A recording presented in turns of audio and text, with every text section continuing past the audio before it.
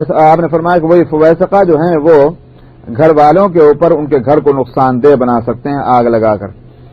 وہ فی روایت آپ نے اور ایک روایت میں ہے کہ آپ نے فرمایا کہ جانوروں کو اور بچوں کو جب سورج چھپے تو اس وقت ان کو مت چھوڑو، مت جانے دو یہاں تک کہ عشاء کا وقت آ جائے اور وہ اندھیری اس پر آ جائے.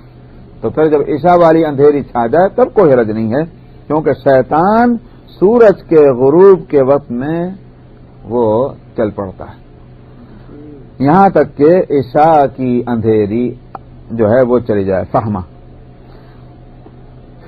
وفی اور ایک روایت میں آپ نے فرمایا کہ برتنوں کو ڈھکو اور مشکوں کو باندھ دو، کیونکہ سال میں ایک رات ایسی ہوتی ہے جس میں وبا آتی ہے اور وہ وبا ایسے برتن پہ نہیں گزارتی کہ جس کو ڈھکا ہوا ہو یا ایسی مشق پر اثر نہیں کرتی کہ جس کو باندھ دیا گیا ہو، مگر اگر نہیں ہوا تو پھر اس صورت میں اس میں وبا اثر کر سکتی ہے.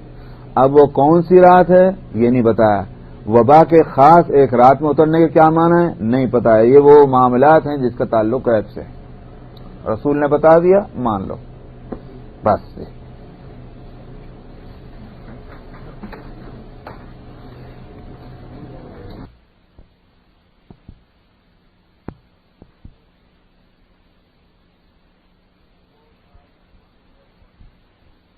4120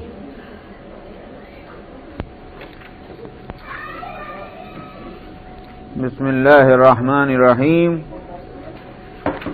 وعن أبي هريرة أن رسول الله صلى الله عليه وسلم قال لا ينظر الله يوم القيامة إلى من جر إزاره بطرا. حضرت ابو ہریرہ رضی اللہ عنہ سے روایت ہے کہ رسول اللہ صلی اللہ علیہ وسلم نے فرمایا اللہ قیامت میں اس شخص کی طرف نظر نہ فرمائیں گے کہ جس نے اپنے ازار کو بطور فخر کے لٹکا رکھا ہے. تو اصل میں کبر اور نخوت اللہ کو کسی طرح پسند نہیں ہے. ظاہر ہے کہ یہ چیز ہے تو وہ کہ جو دل میں ہوتی ہے، دل اور دماغ میں نخوت ہوتی ہے، اس کا اثر پھر ظاہر ہے کہ کسی عمل سے اس کا عمل پر اس کا اثر ہوتا ہے، عمل سے اس کا اظہار ہوتا ہے. تو لباس بھی اعمال ہی میں شمار ہوں گے نا. ایک آدمی نے جو لباس پہنا وہ اس کا عمل ہے، ایسا تو نہیں کسی اور نے لا کے اس کے اوپر لباس ڈال دیا، اس نے خود چوز کیا. تو لباس کے سلیکشن میں دراصل اس کا ذہن اور فکر کام کر رہا ہوتا ہے. اگر ذہن میں اس کے تواضع اور مسکنت ہے لباس پر اس کا اثر ہوگا. ذہن میں اگر اس کے فحش اور غنڈہ گردی ہے لباس پر اس کا اثر ہوگا. اگر ذہن میں تقوی اور طہارت اور پرہیزگاری ہے لباس پر اس کا اثر ہوگا. سمجھ میں آیا؟ تو لباس جو ہے وہ اسی لیے عربی میں کہا جاتا ہے الناس باللباس. لوگ جو ہیں وہ اپنے لباس سے پہچانے جاتے ہیں. تو اب اس کے دل میں اور دماغ میں نخوت ہے، اس نے یہ کیا کہ صاحب اپنے کپڑے ایسے بنائے ہیں کہ جناب وہ زمین میں گھسٹتے چلے جا رہے ہیں. نخوت ہے. اس لیے اللہ جب نخوت ہے تو اللہ کو نخوت پسند نہیں، بندگی پسند ہے، کیونکہ بندہ ہے وہ. تو بندہ ہے تو اپنی اصلیت پر ہے، تو بندگی سے آگے کہاں بڑھنا چاہتا ہے. اسی لیے حدیث میں آتا ہے کہ الکبریا اور ردائی، یہ بڑائی اور کبریا تو وہ تو میری چادر ہے، میں ہوں بڑا. نخوت جو دماغ میں اپنے بڑے پن کا جو تصور ہوتا ہے نا کہ ہم بڑے ہیں، یہ نخوت. تو نخوت جو ہے یہ اللہ کو بندگی بالکل پسند نہیں ہے. تو تواضع جو ہے وہ ہونی چاہیے. اسی لیے حدیث میں آتا ہے کہ من تواضع للہ رفعہ اللہ. جس نے اللہ کے لیے تواضع اختیار کی اللہ اس کو بلندی عطا فرماتے ہیں، سمجھا، اس کے درجے بڑھاتے ہیں. تو اصل میں کبر اور نخوت خاص طور پر ہوتی ان میں جن میں کچھ ہوتا نہیں، اور کچھ نہ کچھ تو ہونا، تو اور کچھ نہیں تو نخوت آ جاتی، کبر آ جاتا ہے، بڑائی کا احساس، تصور. اگر کچھ اور ہوتا تو ظاہر جگہ خالی نہیں تو کہاں کو یہ فالتو کی چیز آئے گی. خالی ہے تو اس واسطے یہ بیکار کی چیز ہے، دماغ میں گھستی. آپ نے اردو میں بھی ایک بات سنی ہوگی کہ بھائی پھلدار درخت تو نیچے کو جھکتا ہے، خالی درخت ہے وہ اوپر کو اٹھے گا، ہے ہی نہیں کچھ بوجھ. تو اصل میں اگر کچھ آدمی کے اندر خوبی اور کمال ہو اس میں نخوت اور کبر نہیں آئے گا، تواضع ہوگی. اس تواضع کا یہ معنی نہیں ہے کہ صاحب آپ اس کو جو ہے مطلب یہ کہ ہر جگہ اس کا اظہار کرتا پھر. تواضع ایک اخلاق ہے، ایک خلق ہے ایک انسان کی، جہاں اس کا موقع ہے وہ اظہار ہونا چاہیے. تو بہرحال جہاں تک کپڑوں کا تعلق ہے، لباس پہ ہم بات کر رہے تھے کہ لباس جو ہے وہ ہم اس کو لوگ اس کو اہمیت نہیں دیتے، اور دراصل یہ ان کی کم علمی کی بات ہے اور ناسمجھی کی. لباس بہت اہم چیز ہے. اسی لیے قرآن حکیم میں لباس کے سلسلے میں ایک ہی آیت کے اندر مفسرین تو اتنا اس پہ لکھتے بھی نہیں، لیکن اس آیت پر غور کرنے سے معلوم ہوتا ہے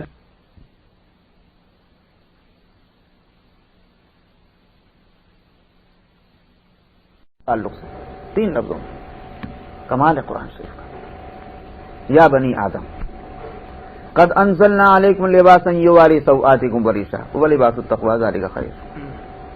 کمال ہے کہ مقصد لباس کا کیا ہے وہ بھی بتا دیا، اور اعلیٰ ترین لباس کون سا ہے وہ بھی بتا دیا.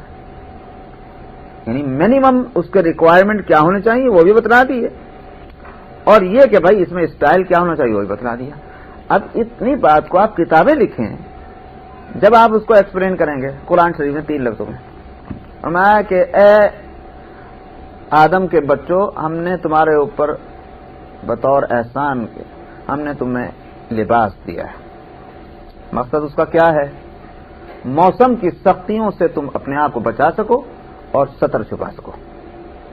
یہ تو ہے اس کا مقصد. معلوم ہوا سردی میں جو ہے ململ کے کپڑے نہیں پہنیں گے، گرمی کے اندر آپ اولن کے جو ہے لحاف اور اولن کے کپڑے نہیں پہنیں گے. تو موسم کی رعایت سے لباس بنتا ہے. اور دوسری بات یہ کہ ستر چھپے.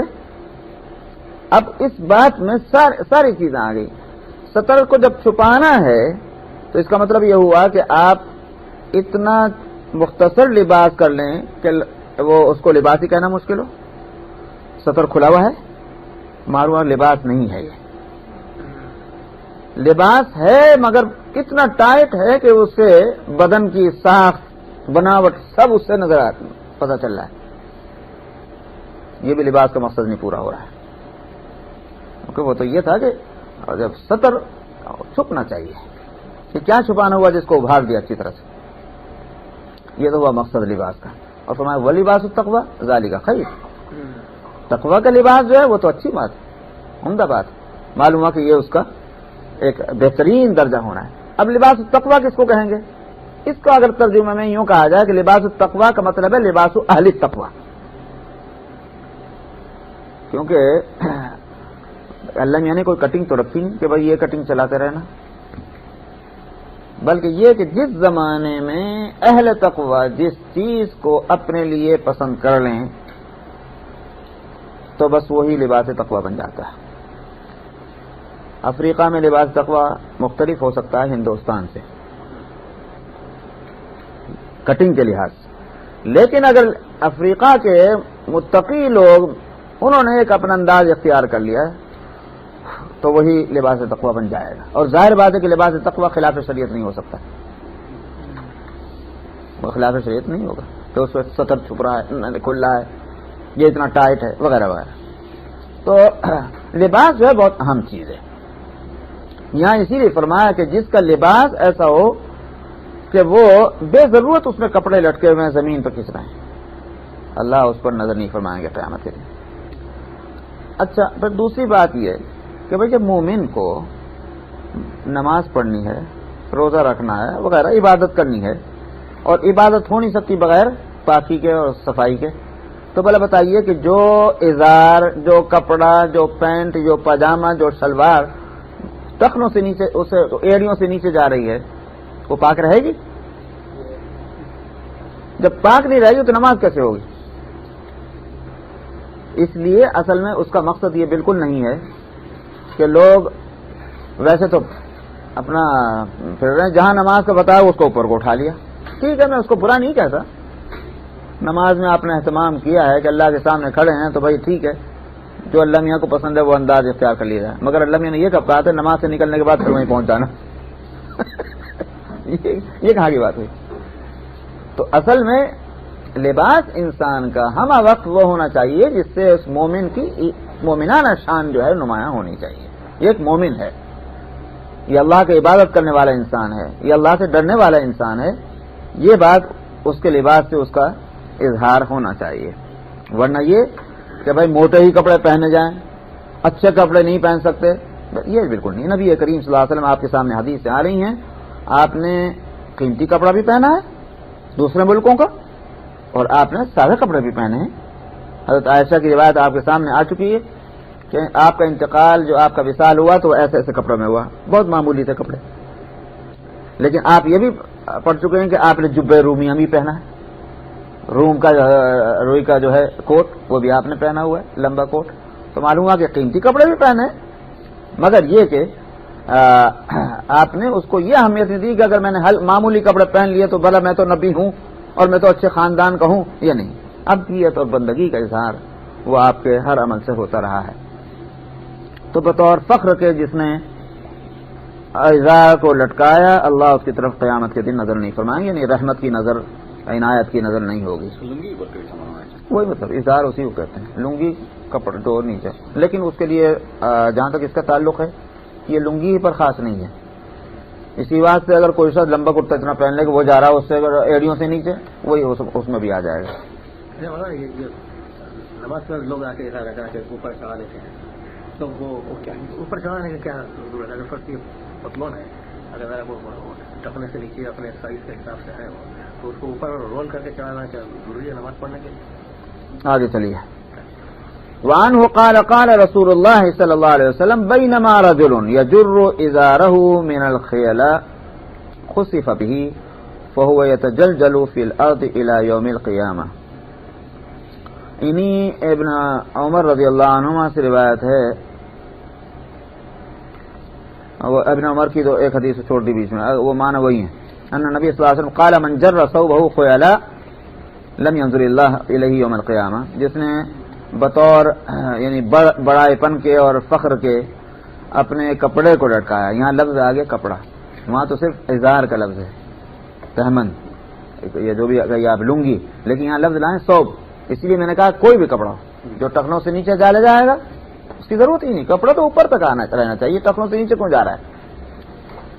تو اس لیے وہ اس کو اللہ پسند نہیں فرماتے. اور یہ انہی ابن عمر سے یہ روایت ہے کہ اس درمیان رسول اللہ صلی اللہ علیہ وسلم نے فرمایا کہ ایک شخص جو فخر اور کبر اور بڑائی کے خیال سے اپنے کپڑے کو لٹکایا کرتا تھا اس کو زمین میں دھسا دیا گیا، اور وہ اس زمین میں اسی طرح سے وہ کیا بولتے ہیں یہ تجلجلو کا مطلب ہوگا کہ وہ اس میں جی ہاں گھسٹتے ہوئے دھستا ہوا چلا جا رہا ہے، دھستا ہوا چلا جا رہا ہے زمین میں قیامت تک برابر دھستا جا رہا ہے. محدثین کہتے ہیں یہ تو یہ آپ نے کسی شخص کا واقعہ پچھلی امت میں ہوا، آپ نے اس کا واقعہ بتایا، یا ایک آپ نے ایک بطور یوں کہیے کہ مثال کے کہیے کہ جو آدمی بھی ایسا کرے گا وہ ایسا کہ زمین میں وہ دھستا جائے گا اور قیامت تک وہ دھستا رہے گا، مرنے کے بعد اس کے ساتھ شکل یہی ہوگی. وعن ابی ہریرہ قال قال رسول اللہ صلی اللہ علیہ وسلم ما اسفل من الكعبین من الازار فی النار. حضرت ابو ہریرہ رضی اللہ عنہ سے روایت ہے، انہوں نے کہا کہ رسول اللہ صلی اللہ علیہ وسلم نے فرمایا کہ ازار کا جو حصہ ٹخنوں سے نیچے ہے وہ جہنم میں ہے. تو معلوم ہوا کہ ٹخنے سے اوپر رہنا چاہیے، ٹخنوں سے نیچے اس کی ضرورت ہی نہیں تھی. جو لباس ہوگا تو اس سے اوپر ہوگا، یہ ٹخنوں سے نیچے جا رہا ہے، بے ضرورت جا رہا ہے. اگر وہ اس میں فخر کا جذبہ شامل ہے اور بڑے پن کا، وہی چیز ہے جو اللہ کو پسند نہیں ہے. ایک یہ کہ ڈھلک گیا نیچے ہوتا ہے، ہاں عورتوں کے لیے اس لیے نہیں ہے کہ آگے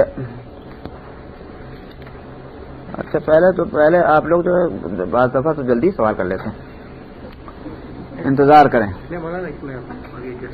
تو میں یہ کہہ رہا تھا کہ جہاں تک اس کا تعلق ہے، ایک تو یہ وقت ٹخنوں سے کیا کریں جیسا اسٹور سے جا کے ہم خرید لیتے ہیں اپنے سائز کا پینٹ خرید، تو اس کی ایک لمبائی اور ایک کمر کی چوڑائی کے حساب سے پینٹ ملتا ہے.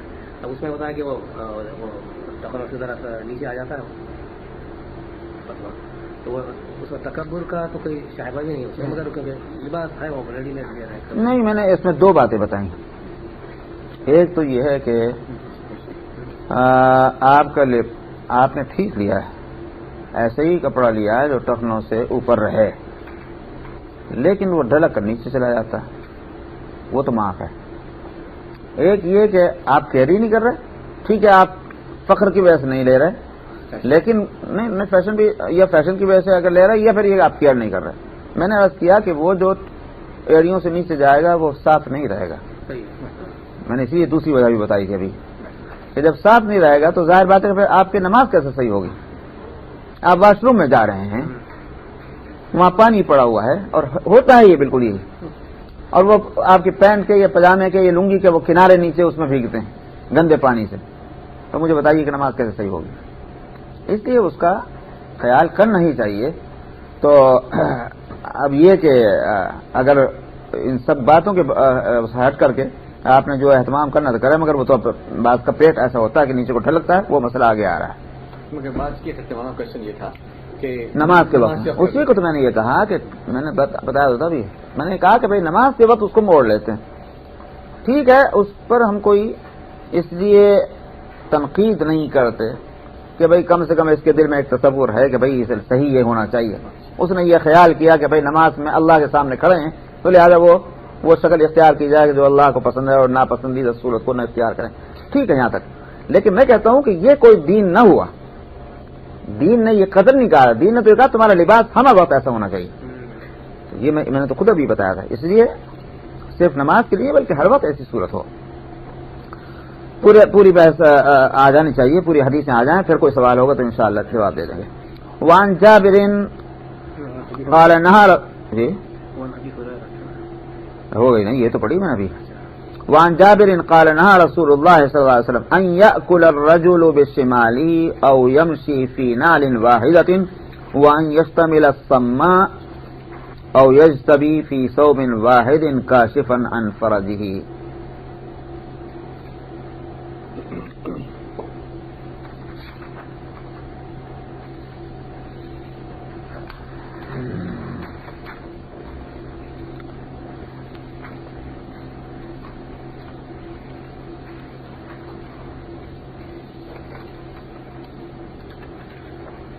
جابر رضی اللہ عنہ سے روایت ہے کہ رسول اللہ صلی اللہ علیہ وسلم نے منع فرمایا ہے کہ آدمی بائیں ہاتھ سے کھائے. پینا بھی اسی میں ہے، بائیں ہاتھ سے نہیں. اب جو یہاں چونکہ فیشن ہی یہی ہے، اب وہ سوال کرتے ہیں کیا خرابی صاحب، کیا خرابی ہے کہ بائیں سے کھانے میں، دائیں سے کھانے میں کیا اچھائی ہے؟ میں کہتا ہوں کہ فیشن ہی کیوں بنا ہے کہ بائیں سے کھایا جائے؟ اگر یہ فیشن ہے اور ہم اس کو فالو کرنا چاہتے ہیں تو رسول اللہ نے ایک بات بتائی، اس پر وہ نہیں سمجھ آتی بات. کوئی ضروری ہے کہ ہر چیز کی حکمت اور ہر چیز کی علم معلوم ہو. اللہ کے رسول نے اگر ایک طریقے کو خاص طور پر اختیار کیا اور کہا، ایک تو یہ کہ اتفاق سے کر لیا ہوگا، اور ایک یہ کہ آپ فرما رہے ہیں کیسے کرو، تو ایک مومن کا کام یہ کہ اس کو پابندی کرے. منع کیا اپنے بائیں ہاتھ سے کھانے کو. یا کوئی شخص ایک جوتا پہن کے چلے، کیوں؟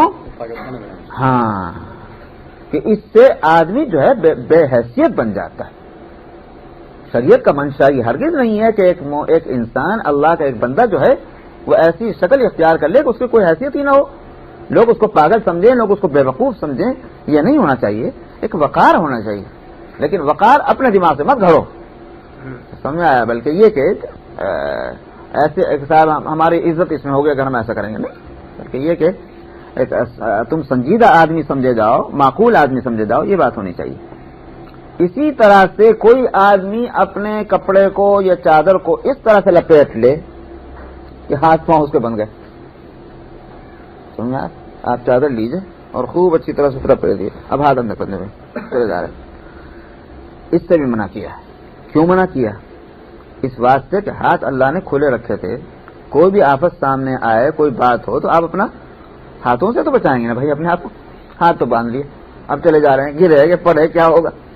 تو یہ غلط طریقہ ہے، اس سے نقصان ہو سکتا ہے، اس لیے آپ نے منع فرمایا. او یجتبی فی ثوب واحد کاشفا عن فرجہ، یا کوئی شخص بس ایک کپڑا پہن لے.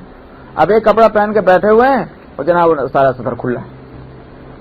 ایک کپڑا کوئی بھی خالی کرتا پہن لیا لمبا سا، یا خالی چادر اوڑھ لی، بدن پورا اندر سے ننگا ہے، اور شکل اس کی یہ ہے کہ اگر بیٹھیں تو سطر کھل جائے.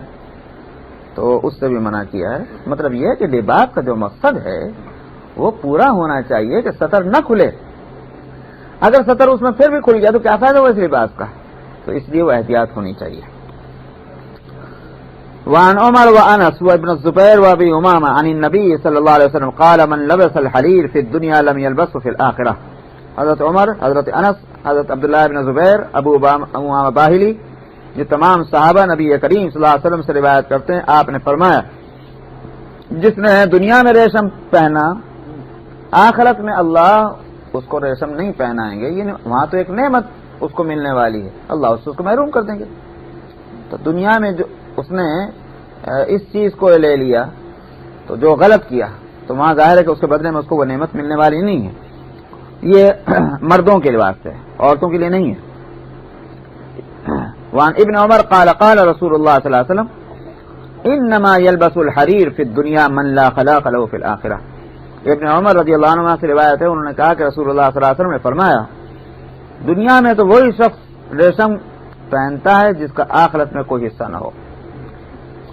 وعن حذیفہ قال نهانا رسول اللہ صلی اللہ علیہ وسلم ان نشرب في آنية الفضة والذهب وان نأكل فيها وان لبس الحرير والديباج وان نجلس عليه. حضرت حذیفہ رضی اللہ عنہ سے روایت ہے، انہوں نے کہا کہ رسول اللہ صلی اللہ علیہ وسلم نے ہم کو منع فرمایا کہ چاندی اور سونے کے برتن میں ہم پئیں اور یا اس میں کھائیں، اور حریر اور دیباج، ریشم اور دیباج بھی ریشمی کپڑا ہے، وہ کپڑا پہنے، اور یہ کہ ہم ایسے کپڑوں پر بیٹھیں، یعنی اپنے بستر اور گدے تک یہ بھی ریشمی بنائیں. اس سے آپ نے منع فرمایا ہے. امام ابو حنیفہ سے اس کی اجازت منقول ہے، اور لیکن یہ حدیث اس کو منع کر رہی ہے. امام ابو حنیفہ رحمۃ اللہ علیہ کا کے نزدیک ایک دوسری حدیث ہے کہ آپ نے ایک کپڑے کو جس کے لیے وہ ریشمی کا تھا تو آپ نے فرمایا کہ بھائی میں نے اس لیے تھوڑی دیا تھا تم کو، اس کا اگر ایسے ہی تھا تم گدے ودے بنا لیتے. تو مطلب یہ کہ اس سے ایسے استعمال میں اس کو لے آیا جائے کہ جس سے اس کو یہ نہ ہو کہ بھائی اس کو اچھا سمجھ کر کے ایک مرد نے استعمال کیا ہے، وہ صورت پسند نہیں ہے. وعن علی قال اهدیت لرسول اللہ صلی اللہ علیہ وسلم حلة سیراء فبعث بها الی فلبستها فعرفت الغضب في وجهي فقال انی لم ابعث بها الیک لتلبسها انما بعثت بها الیک لتشققها خمرا بین النساء. حضرت علی رضی اللہ عنہ سے روایت ہے، انہوں نے کہا کہ مجھے رسول اللہ صلی اللہ علیہ وسلم کے لیے ایک ہدیہ دیا گیا، کہنے کا ایک ایسا جوڑا جو سیرا جس میں ریشم ملا ہوا تھا، وہ ہے ایسے جوڑا تھا، ریشم اس میں غالب تھا، یعنی ملا ہوا کا مطلب کیا ہوا، مکس تو تھا مگر ریشم زیادہ تھا، تو وہ سیرا وہ اس کپڑے کو کہتے. آپ نے وہ کپڑا میرے پاس بھیج دیا، یعنی آپ کے لیے ہدیہ کسی نے دیا تھا مجھے تو آپ تک پہنچایا، آپ نے واپس آپ نے مجھے بھیج دیا تو میں نے اس کو پہن لیا. میں کیا سمجھا کہ آپ نے مجھے اس لیے بھیجا ہے کہ میں پہن لوں اس کو، میں نے پہن لیا. تو میں نے رسول اللہ صلی اللہ علیہ وسلم کے چہرے پر میں نے غصے کے آثار دیکھے، تو آپ نے فرمایا کہ میں نے تمہارے پاس یہ کپڑا اس لیے تھوڑی بھیجا کہ تم اس کو پہنو، میں نے تو اس لیے بھیجا تھا کہ اس کو پھاڑ کر کے اس کی اوڑھنیاں بنا کر عورتوں میں دے دو. سمجھ میں آیا؟ تو معلوم ہوا کہ ریشم کا استعمال عورتوں کے لیے جائز ہے، مردوں کے لیے نہیں جائز. آگے بھی آ رہا ہے. وعن عمران وعن عمر ان النبي صلى الله عليه وسلم نهى عن لبس الحرير الا هكذا ورفع رسول الله صلى الله عليه وسلم اصبعي الوسطى والسبابه وضمهما متفق عليه. وفي روايه لمسلم انه خطب بالجابيه فقال نهى رسول الله صلى الله عليه وسلم عن لبس الحرير الا موضع اصبعين او ثلاث او اربع. حضرت عمر رضی اللہ عنہ سے روایت ہے کہ نبی کریم صلی اللہ علیہ وسلم نے منع فرمایا ہے ریشم کے پہننے کو مگر اتنا، اور یہ کہہ کر آپ نے 2 انگلیاں یہ کہلاتی ہیں وسطی، کون سی ہے وسطی؟ تو یہ ہے 20 کی، اور سبابہ جس کو آپ شہادت کی انگلی کہتے ہیں یہ سبابہ ہے. ان 2 انگلیوں کو ملا کر ضمت، ان دونوں کو ملا کر آپ نے فرمایا مگر اتنا. کیا مطلب؟ مطلب یہ کہ اگر تھوڑا سا اس میں ہے کوئی ٹکڑا لگا ہوا ہے، سمجھ میں کوئی ٹکڑا لگ گیا تو 2 انگل کے برابر، تو مطلب یہ کہ معاف ہے. لیکن اس سے معلوم کیا ہوا؟ مغلوب ہونا چاہیے، کیوں یہ بات جو میں کہہ رہا ہوں وہ آگے بھی آ رہی ہے. اور مسلم کی ایک روایت میں یہ ہے کہ حضرت عمر رضی اللہ عنہ نے جابیہ جو شام کا ایک شہر ہے وہاں خطبہ دیا، تقریر کی، اور انہوں نے فرمایا کہ رسول اللہ صلی اللہ علیہ وسلم نے ریشم کے پہننے سے منع کیا مگر 2 انگلیوں کے برابر، یہ 3 انگلیوں کے برابر، یہ 4 انگلیوں کے برابر. تو معلوم ہوا کہ حضرت عمر نے جو بات سمجھی وہ کیا سمجھی کہ کوئی اس کی مقدار کوئی مقرر نہیں، مگر یہ کہ مغلوب ہونا چاہیے، غالب نہیں ہونا چاہیے. تو اگر مکس ہے، مثلا بناوٹ کے اندر مکس ہے، تو پھر کیا ہوا کہ ریشم جو ہے وہ کم ہونا چاہیے، بہت ہی نہ ہونے کے برابر، اور دوسری چیز جو بھی ہے وہ غالب ہو، تو اس کا استعمال مرد کے لیے جائز ہو سکتا ہے. یہ مطلب. وعن اسما جی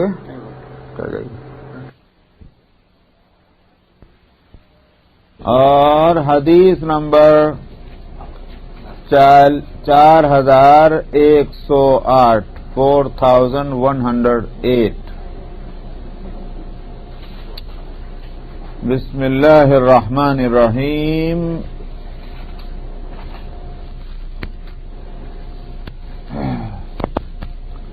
وعنه قال جاء ابو حمید رجل من الانصار من النقی بإناء من لبن الى النبي صلى الله عليه وسلم فقال النبي صلى الله عليه وسلم الا خمرته ولو ان تعرض عليه عودا.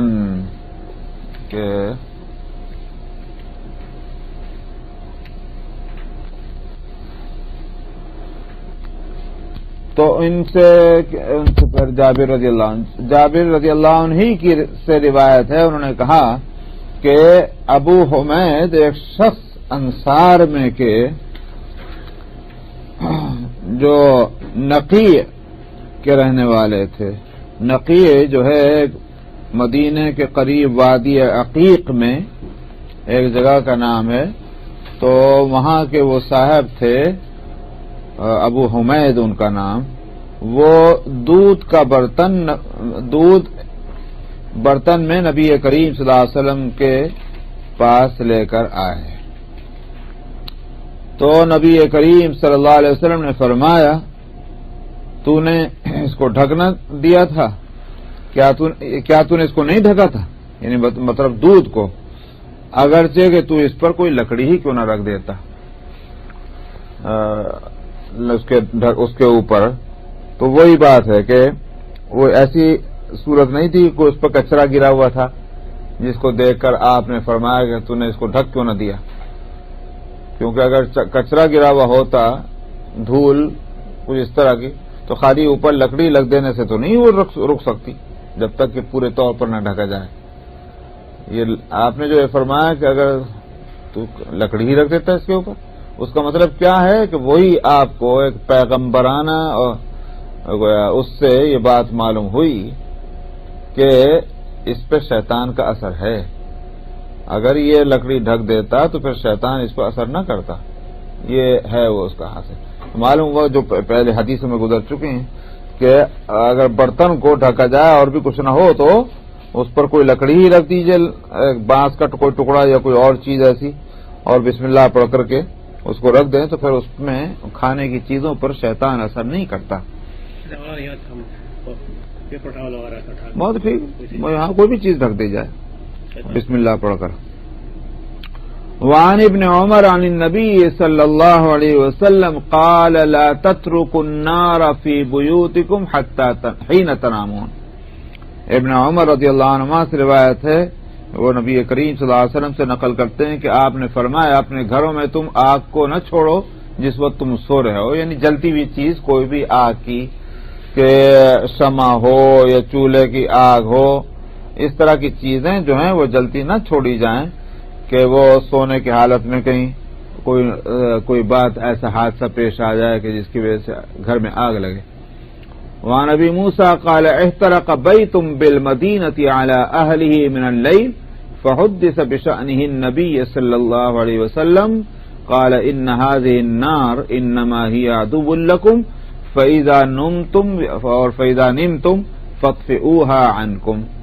ابو موسیٰ اشعری سے روایت ہے، انہوں نے کہا کہ مدینے میں ایک گھر والوں کے یہاں ایک گھر میں آگ لگ گئی، جل گیا ہوا، تو رات کے وقت میں آگ لگی. تو یہ واقعہ نبی کریم صلی اللہ علیہ وسلم کے خدمت میں بیان کیا گیا، تو آپ نے فرمایا یہ جو آگ ہے تمہاری دشمن ہے، جب تم سویا کرو تو تم اس کو بجھا دیا کرو. آگ جلتی بھی رہے گی تو کہیں بھی لگ سکتی ہے، زیادہ نقصان ہو جائے گا. الفصل الثانی عن جابر قال سمعت النبی صلی اللہ علیہ وسلم یقول اذا سمعتم نباح الكلاب ونهيق الحمير من الليل فتعوذوا بالله من الشيطان الرجيم فإنهن يرين ما لا ترون وأقل الخروج إذا هدات الأرجل فإن الله عز وجل يبث من خلقه في ليلته ما يشاء وأجيفوا الأبواب واذكروا اسم الله عليه فإن الشيطان لا يفتح بابا إذا أجيف وذكر اسم الله عليه وغطوا الجرار واكفئوا الآنية وأوقوا القرب. جابر رضی اللہ عنہ سے روایت ہے کہ انہوں نے کہا کہ میں نے نبی کریم صلی اللہ علیہ وسلم کو یہ فرماتے سنا جب تم کتوں کے بھونکنے کو اور گدھوں کے کیا بولتے ہیں اس کی گدھوں کی آواز کو جی اردو میں کیا بولتے ہیں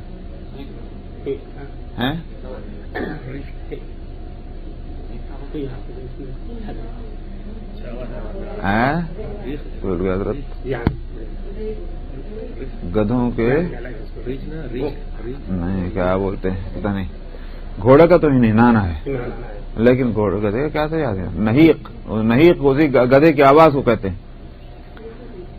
تو یہ رات کے وقت میں جب ان کے بھونکنے کو اور اس کے آواز کرنے کو گدھے کے سنو تو تم اعوذ باللہ من الشیطان الرجیم پڑھو، یعنی اللہ کی پناہ شیطان رجیم سے چاہو، کیونکہ یہ کتے اور گدھے وہ چیز دیکھتے ہیں جو تم نہیں دیکھتے ہو، تو ان کو شیاطین نظر آتے ہیں، اس سے یہ بھونکتے ہیں اور وہ گدھا بھی آواز نکالتا ہے. تو اس لیے اس وقت فرمایا کہ اعوذ باللہ من الشیطان الرجیم پڑھا جائے. تو جیسے مرغ کا بانگ دینا وہ اچھی چیز ہے، اور کتے کا بھونکنا رات میں اور اسی طرح سے گدھے کی آواز وہ نکالنا وہ بری چیز ہوئی. تو اس لیے اعوذ باللہ من الشیطان الرجیم پڑھی جائے. اور آپ نے فرمایا کہ اس وقت جب لوگ کم چل رہے ہوں رات میں اس وقت تم بھی نکلنا کم کر لو، کیونکہ جب سڑکیں کیا ہو گئی سنسان ہو گئی تو اس وقت تم بھی کم نکلو. کیوں؟ اس واسطے کہ اللہ عز و جل اپنی مخلوق میں سے کوئی رات میں جس کو چاہتے ہیں وہ ان کو وہاں بکھیر دیتے ہیں، تو وہ پھر دوسری مخلوقات. اور ہمارے یہاں اردو میں کہاں وہ فارسی کا مقولہ ہے خانہ خالی رات یوم گیرت، جب جگہ خالی ہوتی ہے تو وہاں جنات اور شیاطین اپنا چل پڑتے ہیں. تو اس لیے جب سنسان ہو جائے تو وہاں رات کے وقت میں نہ جایا جائے، چلنا پھرنا روک دیں، کیونکہ اللہ اپنی مخلوق کو پھر جہاں جس کو چاہتے ہیں بھیجتے ہیں، ہو سکتا ہے کہ پریشانی ہو. اور دروازوں کو بند کر لو اور اللہ کا نام ان دروازوں پر لو، کیونکہ شیطان اس دروازے کو نہیں کھولتا جس کو بند کر دیا گیا اور اللہ کا نام اس پر لیا گیا ہے۔ اور اسی طرح سے گھڑے اور مٹکے جو ہیں ان کو بھی ڈھانک دو، برتنوں کو چھپا، ان کے منہ کو بند کرو، اور اسی طرح مشکیزیں جو ہیں ان کے بھی منہ کو باندھ دو، یہ ساری چیزوں کو، تاکہ کھلی برتنوں کے اندر وہ اثرات نہ پہنچے۔ وعن ابن عباس قال جاءت فارة تجر الفتيلة فألقتها بين يدي رسول الله صلى الله عليه وسلم على الخمرة التي كان قاعدا عليها فأحرقت منها مثل موضع الدرهم فقال إذا نمتم فاطفئوا سرجكم فإن الشيطان يدل مثل هذه على هذا فيحرقكم۔ ابن عباس رضی اللہ عنہما سے روایت ہے کہ ایک چوہیا، وہ جو کیا ہے اس کا فتیلہ، اس کا یہ بتی جو ہے اس کی شمع کی، وہ کھینچ کے لے آئی اور نبی کریم صلی اللہ علیہ وسلم کے سامنے آپ کے اس چٹائی کے اوپر اس کو ڈال دیا کہ جس پر آپ تشریف رکھتے تھے، اور اس میں ایک درہم کے برابر وہ جل گئی وہ چٹائی۔ تو اس پر آپ نے فرمایا کہ جب تم سویا کرو تو اپنے چراغوں کو بجھا دیا کرو، کیونکہ شیطان اسی طرح کی بات کراتا ہے جیسی یہاں ہوئی ہے، تو نتیجہ اس کا یہ ہے کہ وہ پھر جلانے کی صورت بن جاتی ہے۔ کیا ٹائم ہو جی؟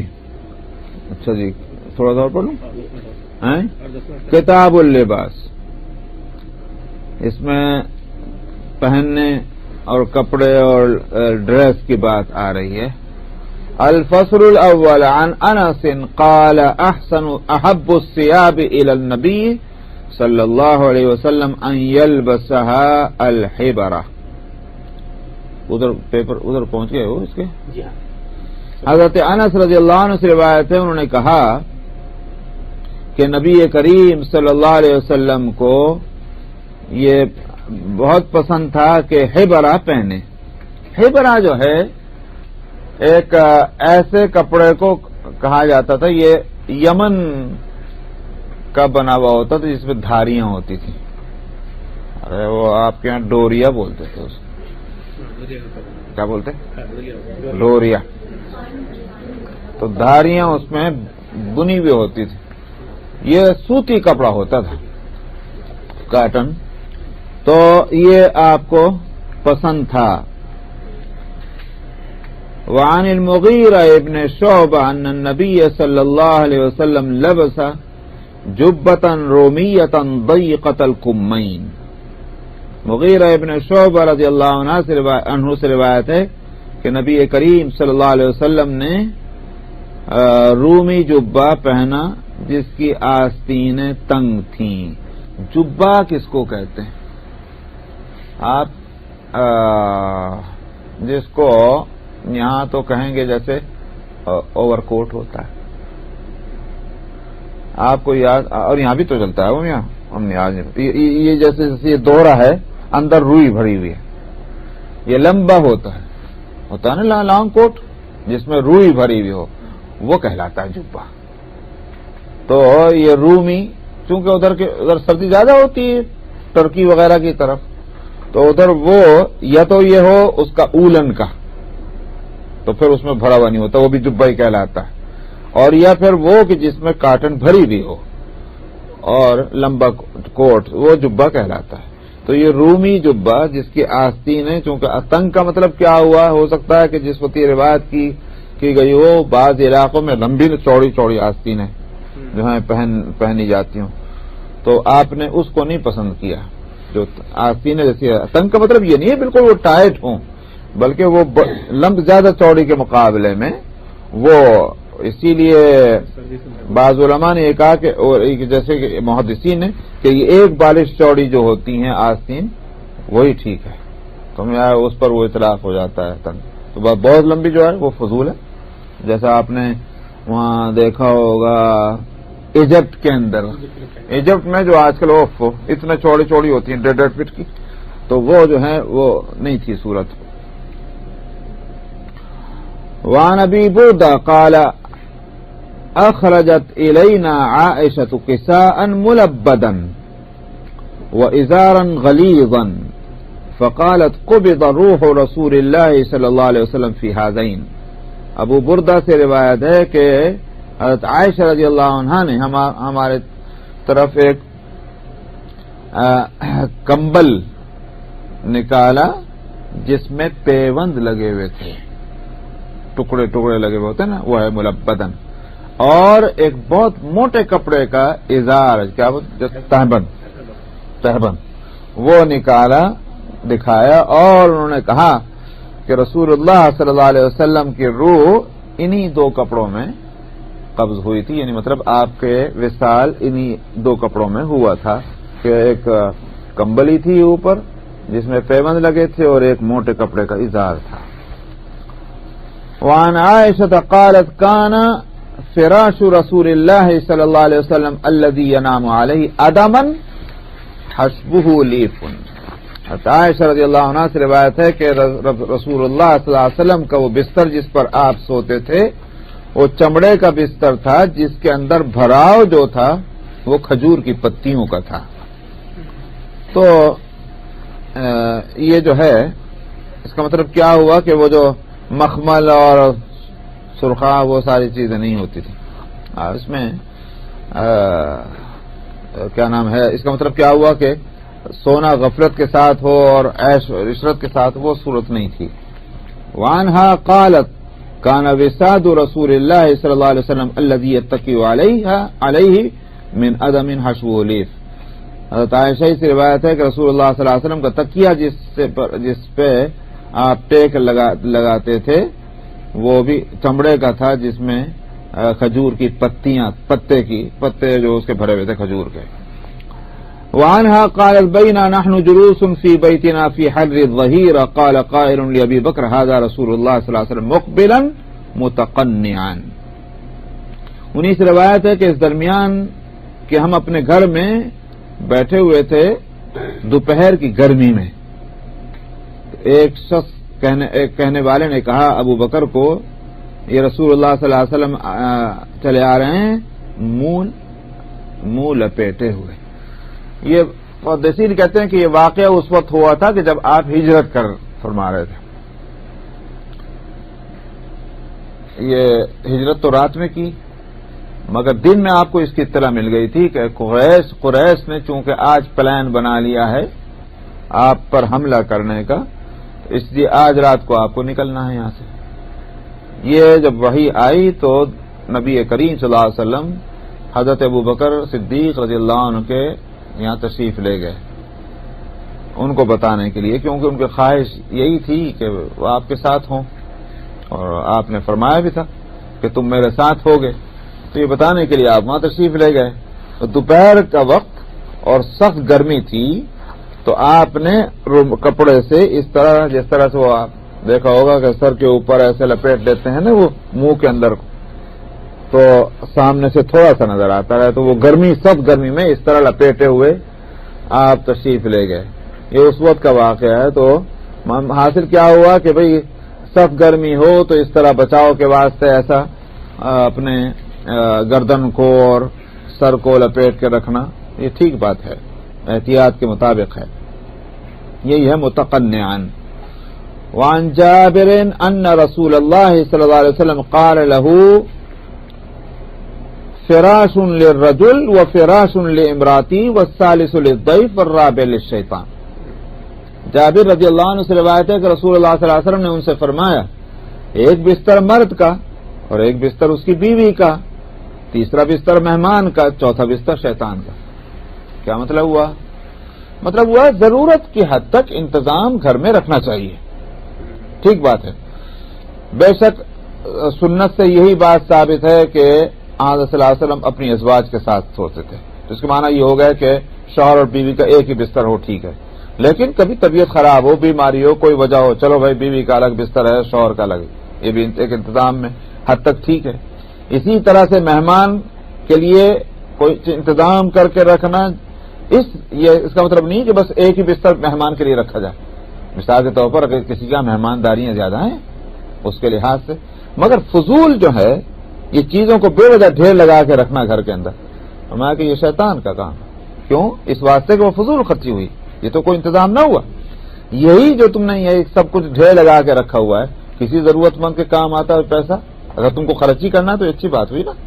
تو کسی کے ہاں تو اپنے سونے کے لیے بستر نہیں، اور کسی کا معلوم ہوتا ہے کہ ڈھیر لگے ہوئے ہیں، کبھی استعمال کی نوبت پہ نہیں آتی، یہ کون سی بات ہوئی؟ تو ضرورت کے بقدر انتظام کرنا وہ بہت اچھی بات ہے، یہ ہے حاصل اس کا۔ بس جی چلیے 46 اور حدیث نمبر 4120 4120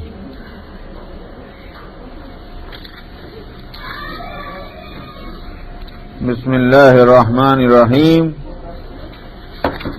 وعن ابی ہریرہ ان رسول اللہ صلی اللہ علیہ وسلم قال لا ينظر اللہ یوم القیامت الى من جر ازارہ بطرا۔ حضرت ابو ہریرہ رضی اللہ عنہ سے روایت ہے کہ رسول اللہ صلی اللہ علیہ وسلم نے فرمایا، اللہ قیامت میں اس شخص کی طرف نظر نہ فرمائیں گے کہ جس نے اپنے ازار کو بطور فخر کے لٹکا رکھا ہے۔ تو اصل میں کبر اور نخوت اللہ کو کسی طرح پسند نہیں ہے۔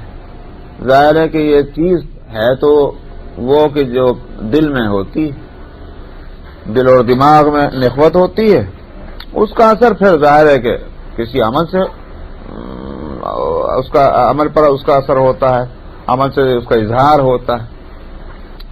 تو لباس بھی اعمال ہی میں شمار ہوں گے نا۔ ایک آدمی نے جو لباس پہنا وہ اس کا عمل ہے، ایسے تو نہیں کسی اور نے لا کے اس کے اوپر لباس ڈال دیا، اس نے خود چوز کیا۔ تو لباس کے سلیکشن میں دراصل اس کا ذہن اور فکر کام کر رہا ہوتا ہے۔ اگر ذہن میں اس کے تواضع اور مسکنت ہے، لباس پر اس کا اثر ہوگا۔ ذہن میں اگر اس کے فحش اور غنڈہ گردی ہے، لباس پر اس کا اثر ہوگا۔ اگر ذہن میں تقوی اور طہارت اور پرہیزگاری ہے، لباس پر اس کا اثر ہوگا۔ سمجھ میں آیا؟ تو لباس جو ہے وہ اسی لیے عربی میں کہا جاتا ہے الناس باللباس، لوگ جو ہیں وہ اپنے لباس سے پہچانے جاتے ہیں۔ تو اب اس کے دل میں اور دماغ میں نخوت ہے، اس نے یہ کیا کہ صاحب اپنے کپڑے ایسے بنائے کہ جناب وہ زمین میں گھسٹتے چلے جا رہے ہیں۔ نخوت ہے، اس لیے اللہ جب نخوت ہے تو اللہ کو نخوت پسند نہیں، بندگی پسند ہے، کیونکہ بندہ ہے وہ تو بندہ ہے تو اپنی اصلیت پر ہے، تو بندگی سے آگے کہاں بڑھنا چاہتا ہے۔ اسی لیے حدیث میں آتا ہے کہ الکبریاء اور ردائی، یہ بڑائی اور کبریاء جو ہے وہ تو میری چادر ہے، میں ہوں بڑا۔ نخوت جو دماغ میں اپنے بڑے بن کا جو تصور ہوتا ہے نا، ہم بڑے ہیں، یہ ہے نخوت۔ تو نخوت جو ہے یہ اللہ کو بندگی بالکل پسند نہیں ہے۔ تو تواضع جو ہے وہ ہونی چاہیے۔ اسی لیے حدیث میں آتا ہے کہ من تواضع للہ رفعہ اللہ، جس نے اللہ کے لیے تواضع اختیار کی، اللہ اس کو بلندی عطا فرماتے ہیں، اس کے درجے بڑھاتے ہیں۔ تو اصل میں کبر اور نخوت خاص طور پر ہوتی ان میں جن میں کچھ ہوتا نہیں، اور کچھ نہ کچھ تو ہونا، تو اور کچھ نہیں تو نخوت آ جاتی، کبر آ جاتا ہے، بڑائی کا احساس، تصور۔ اگر کچھ اور ہوتا تو ظاہر جگہ خالی نہیں تو کہاں کو یہ فالتو کی چیز آئے گی۔ خالی ہے تو اس واسطے یہ بیکار کی چیز ہے، دماغ میں گھستی۔ آپ نے اردو میں بھی ایک بات سنی ہوگی کہ بھائی پھلدار درخت تو نیچے کو جھکتا ہے، خالی درخت ہے وہ اوپر اٹھے گا، ہے ہی نہیں کچھ بوجھ۔ اصل میں اگر کچھ آدمی کے اندر خوبی اور کمال ہو، اس میں نخوت اور کبر نہیں آئے گا، تواضع ہوگی۔ اس تواضع کا یہ معنی نہیں ہے کہ صاحب آپ اس کو جو ہے مطلب یہ کہ ہر جگہ اس کا اظہار کرتا پھر۔ تواضع ایک اخلاق ہے، ایک خلق ہے ایک انسان کی، جہاں اس کا موقع ہے وہ اظہار ہونا چاہیے۔ تو بہرحال جہاں تک کپڑوں کا تعلق ہے، لباس میں ہم بات کر رہے تھے کہ لباس جو ہے وہ ہم اس کو لوگ اس کو اہمیت نہیں دیتے، اور دراصل یہ ان کی کم علمی کی بات ہے اور ناسمجھی کی۔ لباس بہت اہم چیز ہے، اسی لیے قرآن حکیم میں لباس کے سلسلے میں ایک ہی آیت کے اندر مفسرین تو اتنا اس پہ لکھتے بھی نہیں، لیکن اس آیت پر غور کرنے سے معلوم ہوتا ہے کہ سبحان اللہ، قرآن حکیم کا جو انداز ہے اس کے لحاظ سے 3 لفظوں کے اندر پوری دنیا سمیٹ دی لباس کے تعلق سے، 3 لفظوں میں۔ کمال ہے قرآن شریف کا۔ یا بنی آدم قد انزلنا علیکم لباسا یواری سوآتکم وریشا ولباس التقوی ذالک خیر۔ کمال ہے کہ مقصد لباس کا کیا ہے وہ بھی بتا دیا، اور اعلیٰ ترین لباس کون سا ہے وہ بھی بتا دیا، یعنی منیمم اس کے ریکوائرمنٹ کیا ہونے چاہیے وہ بھی بتا دیے، اور یہ کہ بھائی اس میں اسٹائل کیا ہونا چاہیے وہ بھی بتا دیا۔ اب اتنی بات کو آپ کتابیں لکھیں، جب آپ اس کو ایکسپلین کریں گے قرآن شریف میں 3 لفظوں میں، فرمایا کہ اے آدم کے بچوں، ہم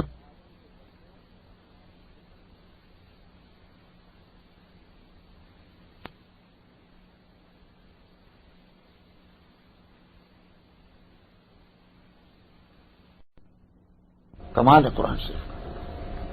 یا بنی آدم قد انزلنا علیکم لباسا یواری سوآتکم وریشا ولباس التقوی ذالک خیر۔ کمال ہے کہ مقصد لباس کا کیا ہے وہ بھی بتا دیا، اور اعلیٰ ترین لباس کون سا ہے وہ بھی بتا دیا، یعنی منیمم اس کے ریکوائرمنٹ کیا ہونے چاہیے وہ بھی بتا دیے، اور یہ کہ بھائی اس میں اسٹائل کیا ہونا چاہیے وہ بھی بتا دیا۔ اب اتنی بات کو آپ کتابیں لکھیں، جب آپ اس کو ایکسپلین کریں گے قرآن شریف میں 3 لفظوں میں، فرمایا کہ اے آدم کے بچوں، ہم نے تمہارے اوپر بطور احسان کے ہم نے تمہیں لباس دیا ہے۔ مقصد اس کا کیا ہے؟ موسم کی سختیوں سے تم اپنے آپ کو بچا سکو اور ستر چھپا سکو، یہ تو ہے اس کا مقصد۔ معلوم ہوا سردی میں جو ہے ململ کے کپڑے نہیں پہنیں گے، گرمی کے اندر آپ اولن کے جو ہے لحاف اور اولن کے کپڑے نہیں پہنیں گے، تو موسم کے لحاظ سے لباس بنتا ہے۔ اور دوسری بات یہ کہ ستر چھپے۔ اب اس بات میں ساری چیزیں آ گئی۔ ستر کو جب چھپانا ہے تو اس کا مطلب یہ ہوا کہ آپ اتنا مختصر لباس کر لیں کہ وہ کہاں ہے؟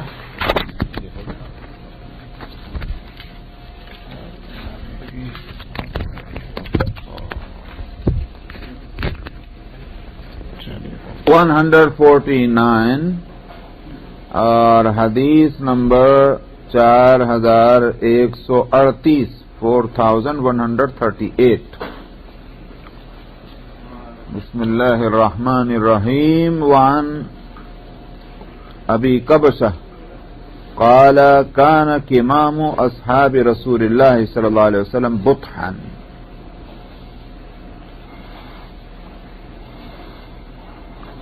حضرت ابو قبشہ رضی اللہ عنہ سے روایت ہے، انہوں نے کہا کہ رسول اللہ صلی اللہ علیہ وسلم کے صحابہ کی ٹوپیاں وہ سر کو لگی ہوئی ہوتی تھیں، یعنی مطلب زیادہ اونچی ٹوپیاں وہ سر کو لگی ہوئی ہوتی تھیں، یعنی مطلب زیادہ اونچی اٹھی ہوئی نہیں ہوتی تھی، جس کو چپکی ہوئی کہتے ہیں نا، جیسے یہ اوڑھ ہیں آج کل عرب ٹوپیاں، یہی تو اس طرح تھی صحابہ کی ٹوپیاں، چپکی ہوئی لگی ہوئی سر کو۔ وعن ام سلمة قالت لرسول اللہ صلی اللہ علیہ وسلم حين ذكر الازار فالمرأة يا رسول الله قالت ترخي شبرا فقالت اذا تنكشف عنها قال فذراعا لا تزيد عليه۔ رواه مالك وابو داود والنسائي وابن ماجه وفي رواية الترمذي والنسائي عن ابن عمر فقالت اذا تنكشف اقدامهن قال فيرخين ذراعا لا يزدن عليه۔ حضرت ام سلمہ رضی اللہ عنہ سے روایت ہے، انہوں نے رسول اللہ صلی اللہ علیہ وسلم سے عرض کیا جب آپ ازار کا ذکر کر رہے تھے. ازار کو میں بتا چکا ہوں، وہ کپڑا جو ٹانگوں پہ استعمال ہوتا ہے، لنگی ہو یا کوئی بھی چیز ہو، اس کو ازار کہیں گے. تو آپ ازار کا جب ذکر کر رہے تھے کہ صاحب وہ مردوں کا ازار کہاں تک ہونا چاہیے؟ نصف ساق، آدھی پنڈلی، اور ٹخنوں تک سے اوپر تک بھی ٹھیک ہے، ٹخنوں سے نیچے نہیں. آ چکا. آپ جب یہ ذکر کر رہے تھے، آپ فرما رہے تھے، تو انہوں نے ام سلمہ رضی اللہ عنہ نے عرض کیا کہ پھر عورت کے لیے کیا ہے یا رسول اللہ؟ مطلب یہ کہ جو آپ فرما رہے ہیں تو مرد کے لیے ہے، عورت کے لیے کیا ہے؟ تو آپ نے فرمایا کہ ایک بالشت لٹکا دے، مطلب اضافہ کرے. اب اگر نصف ساق تک ہے، آدھی پنڈلی تک، تو ایک بالش لٹکائیے. اس پر انہوں نے عرض کیا ام سلمہ نے رضی اللہ عنہا نے کہ تب تو وہ کھل جائے گی. تنکشف عنہا، وہ عورت کے بدن کھلا رہے گا، یعنی کیا ٹخنوں سے اوپر، ٹخنوں تک ہی جائے گا. ایک بالش جو ہے تو کھلا ہوا ہوگا ٹخنا. تو تنکشف عنہا کا مطلب انہوں نے اتنا کھلنا بھی عورت کا کھلنا قرار دیا، ام سلمہ رضی اللہ عنہا. تو آپ نے فرمایا کہ پھر ایک ہاتھ یہ ہوتا ذراع. اردو میں ترجمہ گز کر دیتے ہیں، لیکن گز سے مراد جو آج کا گز ہے وہ نہیں، یارڈ جس کو بولتے ہیں. ہاں جی، ہاں وہ نہیں، یہاں ذراع سے مراد یہ ایک ہاتھ ہوتا ہے. تو آپ نے فرمایا کہ ایک ذراع، مگر اس پر زیادہ نہ کرے. تو یہ روایت امام مالک، ابو داؤد، نسائی، ابن ماجہ کی ہوئی. ترمذی اور نسائی کی روایت میں ابن عمر سے یہ ہے کہ ام سلمہ رضی اللہ عنہ نے یہ کہا کہ تب تو یا رسول اللہ اس کے قدم کھل جائیں گے، ان عورتوں کے قدم کھل جائیں گے. آپ نے فرمایا کہ ایک ہاتھ جو ہے وہ لٹکا لیں اور اس پر اضافہ نہ کریں، کیونکہ اضافہ نہیں کرنے کی وجہ یہی ہے کہ جب قدم تک پہنچ گیا ایک ہاتھ لٹکانے سے تو پھر زائد کپڑا جو ہے وہ زیادتی ہے، اسی زیادتی سے بچانا ہے جس کا کوئی مصرف نہیں. تو معلوم یہ ہوا کہ عورتوں کے ٹخنے جو ہیں وہ بھی چھپانے ہیں. اس سے یہ بات نکلی.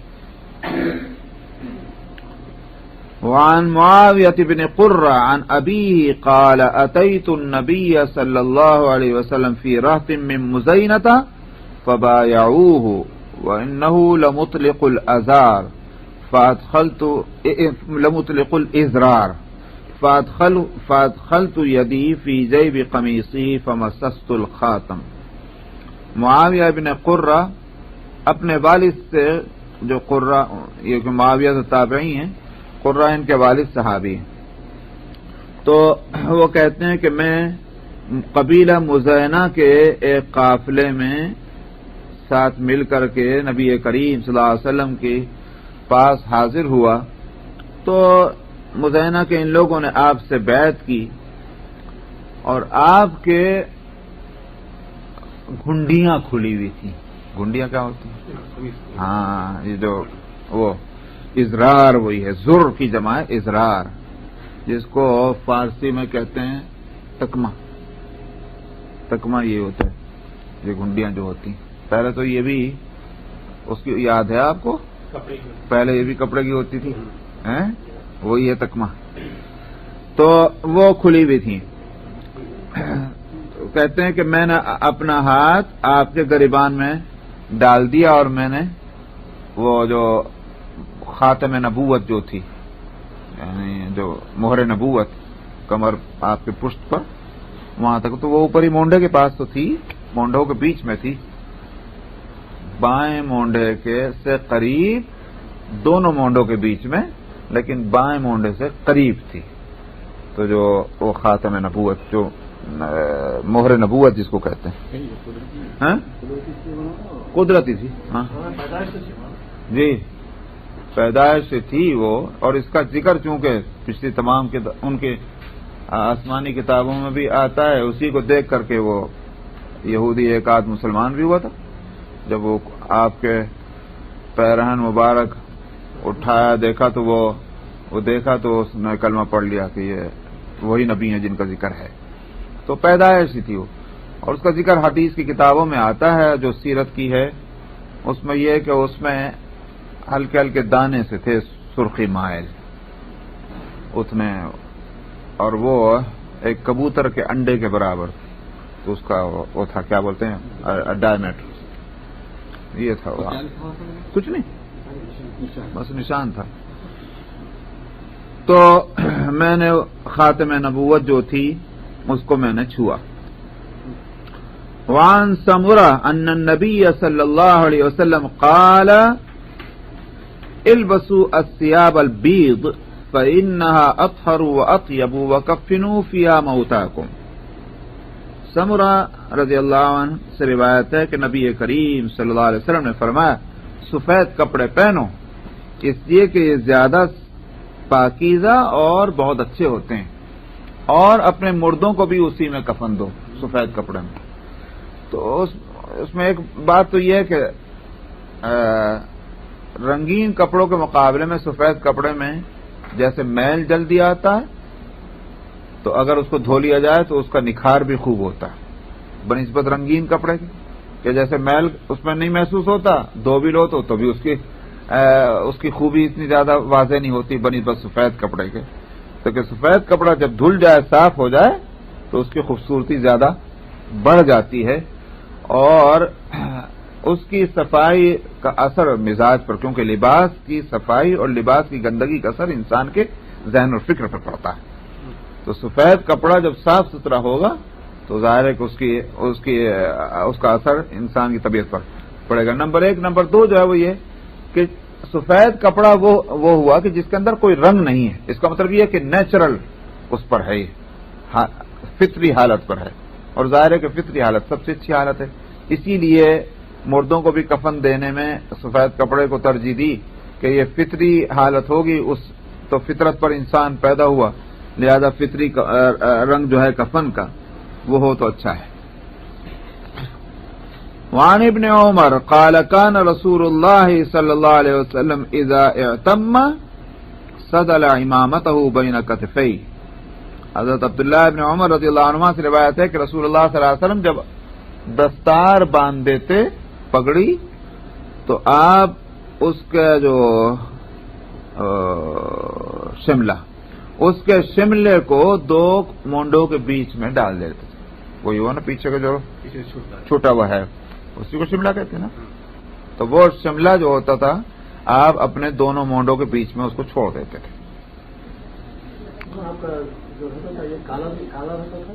کئی کالے بھی ہوئے ہیں آپ نے، سفید بھی پہنے ہیں، کئی ہوئے. وعن ابن عمر قال كان رسول الله صلی اللہ علیہ وسلم اذا اعتم، یہ تو ہو گیا.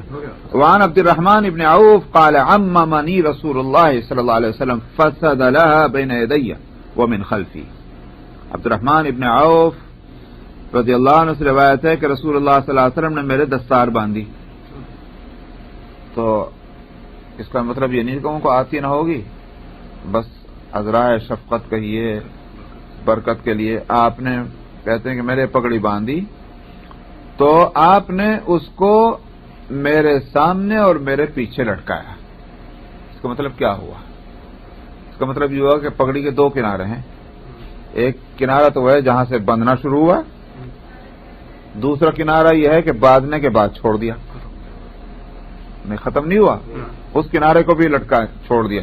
یعنی مطلب پورا نہیں، اندر اس کو اوڑسا، بلکہ یہ کہ اس کا تھوڑا سا اس کا حصہ بھی چھوڑ دیا. تو جو حصہ شروع کا تھا وہ تو پیچھے ڈال دیا، اور دوسرا حصہ جو اوپر کا لٹک رہا تھا وہ آگے کی طرف یوں لٹکا دیا سینے کے اوپر ایک طرف سے.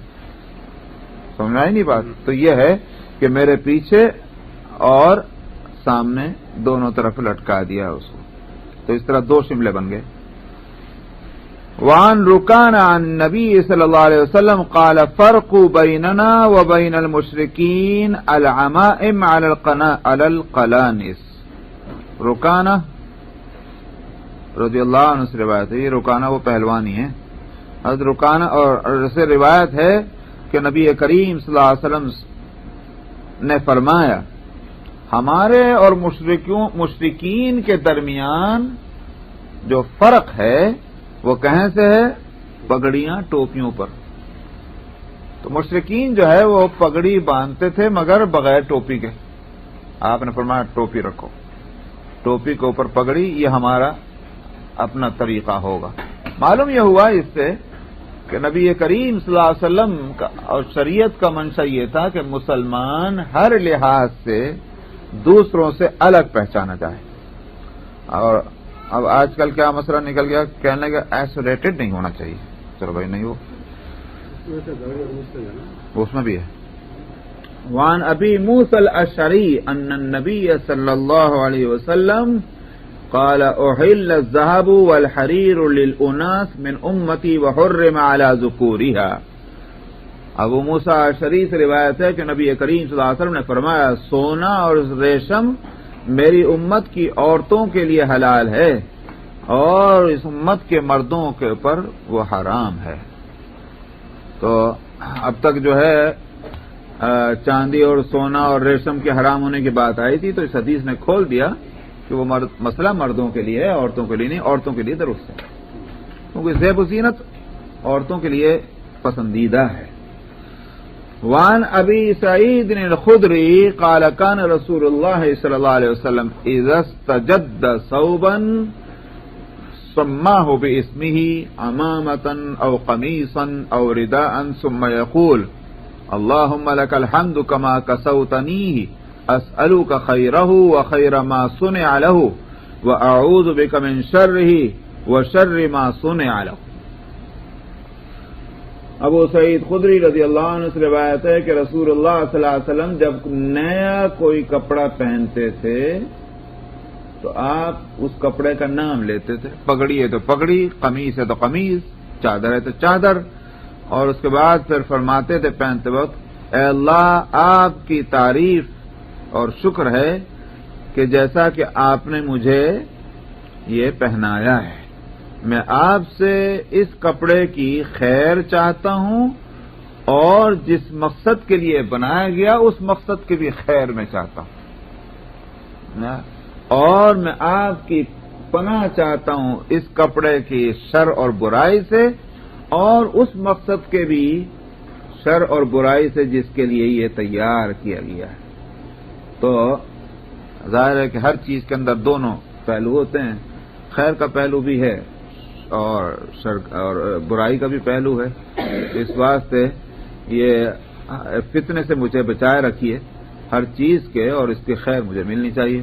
تو کھاتے وقت، پہنتے وقت، سوتے وقت، اٹھتے وقت، ہر وقت اللہ کا شکر ادا کرنا اور اس کی نعمتوں کا، یہی ہے نبی کی تعلیم. نیا کا لفظ ہے اس تجد ثوبا، جب نیا کپڑا پہنتے تھے، جدید. بعض ابھی اس میں حدیث میں تو کوئی یہاں نہیں آ رہی، لیکن غالباً فقہ کتابوں میں، اور ہم نے افسوس کہ جب تک ہم بچپن میں تھے تب تک ہم اس پہ عمل کرتے آئے، جب بڑے ہو گئے تو بگڑ گئے. نیا کپڑا پہنتے تھے تو 2 رکعت نماز بھی پڑھتے تھے، سمجھ میں آیا؟ ہاں کیا کہہ رہا؟ خیر وہ تو اتنا تو نہیں، لیکن یہ کہ 2 رکعت نماز پڑھتے تھے نفل کی، اور اس کے نئے کپڑوں کو پہنتے ہوتے. وعن معاذ بن انس ان رسول اللہ صلی اللہ علیہ وسلم قال من اکل طعاما ثم قال الحمد للہ الذی اطعمنی هذا الطعام ورزقنیہ من غیر حول منی ولا قوة غفر له ما تقدم من ذنبه. رواہ الترمذی وزاد ابو داود ومن لبس ثوبا فقال الحمد للہ الذی کسانی هذا ورزقنیہ من غیر حول منی ولا قوة غفر له ما تقدم من ذنبه وما تأخر. معاذ بن انس الجہنی رضی اللہ عنہ سے روایت ہے کہ رسول اللہ صلی اللہ علیہ وسلم نے فرمایا جس شخص نے کھانا کھایا اور پھر اس نے کہا تمام تعریف اس اللہ کے لیے جس نے مجھے یہ کھانا کھلایا اور مجھے یہ بغیر میرے محنت اور طاقت کے یا بغیر میرے قابو اور طاقت کے مجھ کو عطا فرمایا، تو مطلب یہ ہے کہ میری طاقت اور قوت سے نہیں ملا. ٹھیک ہے میں نے ہاتھ پاؤں ہلائے، لیکن ہاتھ پاؤں ہلانے سے تھوڑی مسئلہ حل ہوتا ہے. یہ تو ملا ہے تو اللہ نے دیا تو ملا. اللہ کی اس عطا کو ذہن میں رکھا ہے. یہ نہ سمجھے کہ بھائی چونکہ میں نے محنت کی، میں نے جاب کی، میں کما کے لایا، تو اس میں کسی کا کیا دخل ہے؟ میں نہیں کماتا تو کون مجھے کھلا دیتا؟ یہ نہیں، بلکہ اللہ نے کھلایا ہے. تو جو ایسا کہے اس کے پچھلے گناہ معاف کر دیے جائیں گے. اسی اور ابو داؤد کی روایت میں یہ اضافہ ہے کہ جس نے کپڑا پہنا اور اس نے کہا کہ تمام تعریف اس اللہ کے لیے جس نے مجھے یہ کپڑا پہنایا اور مجھے یہ میرے بغیر طاقت اور قوت کے مجھ کو عطا فرمایا، اس کے پچھلے گناہ معاف ہوں گے. اس میں یہ پچھلے بھی اور اگلے بھی. وعن عائشة قالت قال لي رسول الله صلى الله عليه وسلم يا عائشة إن أردت اللحوق بي فليكفك من الدنيا كزاد الراكب وإياك ومجالسة الأغنياء ولا تستخلقي صوبا حتى ترقعيه. اللہ اکبر. حضرت عائشہ رضی اللہ عنہا سے روایت ہے، انہوں نے کہا کہ مجھے رسول اللہ صلی اللہ علیہ وسلم نے فرمایا. تو بھائی آج کل کی بیویاں بھی سن لیں اور آج کل کے شوہر بھی سن لیں. سن رہا کیا تھے رسول اور کیا تھی ان کی چہیتی بیوی. ساری بیویوں میں سب زیادہ چہیتی. ان کو کیا ہدایت مل رہی؟ حضرت عائشہ کہتی کہ مجھے رسول اللہ صلی اللہ علیہ وسلم نے فرمایا اے عائشہ اگر تیرا ارادہ میرے ساتھ ملنے کا ہے، یہاں مراد آخرت میں، اگر میرے ساتھ ملنے کا تیرا ارادہ ہے تو تجھے دنیا سے اتنا ہی کافی ہے جیسے ایک مسافر کا توشہ ہوتا ہے بس. تو لہذا مسافر کتنے دن یہ تھوڑی کہ نہ وہ سال بھر کا لے کے جا رہا ہے. اور آپ نے فرمایا کہ مالداروں کی ہم نشینی سی بچ کر رہی ہے، ان کے ساتھ بیٹھنے اٹھنے سے، کیونکہ جیسے ہم نشین ہوں گے، جیسے ساتھی ہوں گے، ویسا مزاج بنے گا. اور آپ نے فرمایا کہ کسی کپڑے کو تو بیکار نہ کر، یعنی پرانا سمجھ کر نہ چھوڑے جب تک کہ تو اس میں پیبند نہ لگا لے. ٹکیاں لگا کر استعمال کرتے رہنا، جب وہ اس قابل نہ رہے تو پھر بے شک چھوڑ دو. محض یہ کہ پرانا ہوا، ذرا سا اس پہ کھونچ آئی، اٹھا کے پھینک دیا. آپ نے فرمایا ایسا نہیں کرو، کیونکہ اس سے طبیعت میں تواضع پیدا ہوتی ہے کہ کوئی نہ کوئی ٹکڑا لگا کر کے کپڑے پر.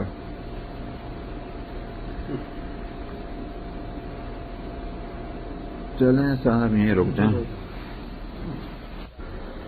تو معلوم ہوا کہ تمہارے نے جو بات سمجھی وہ کیا سمجھی کہ کوئی اس کی مقدار کوئی مقرر نہیں، مگر یہ کہ مغلوب ہونا چاہیے، غالب نہیں ہونا چاہیے.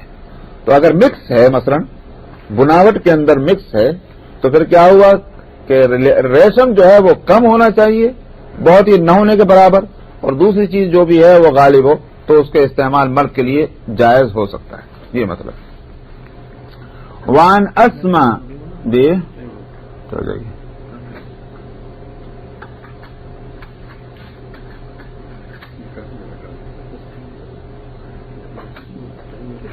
چلیے ٹھیک ہے. ادھر سے سوال آیا تھا عورتوں کے تعلق سے، وہ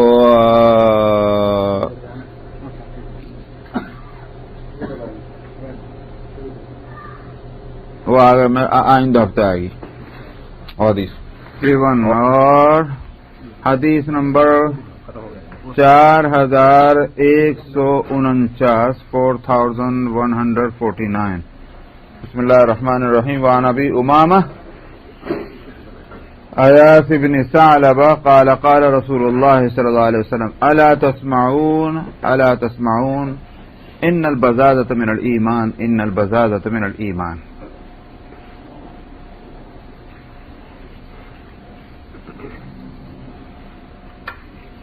ابو امامہ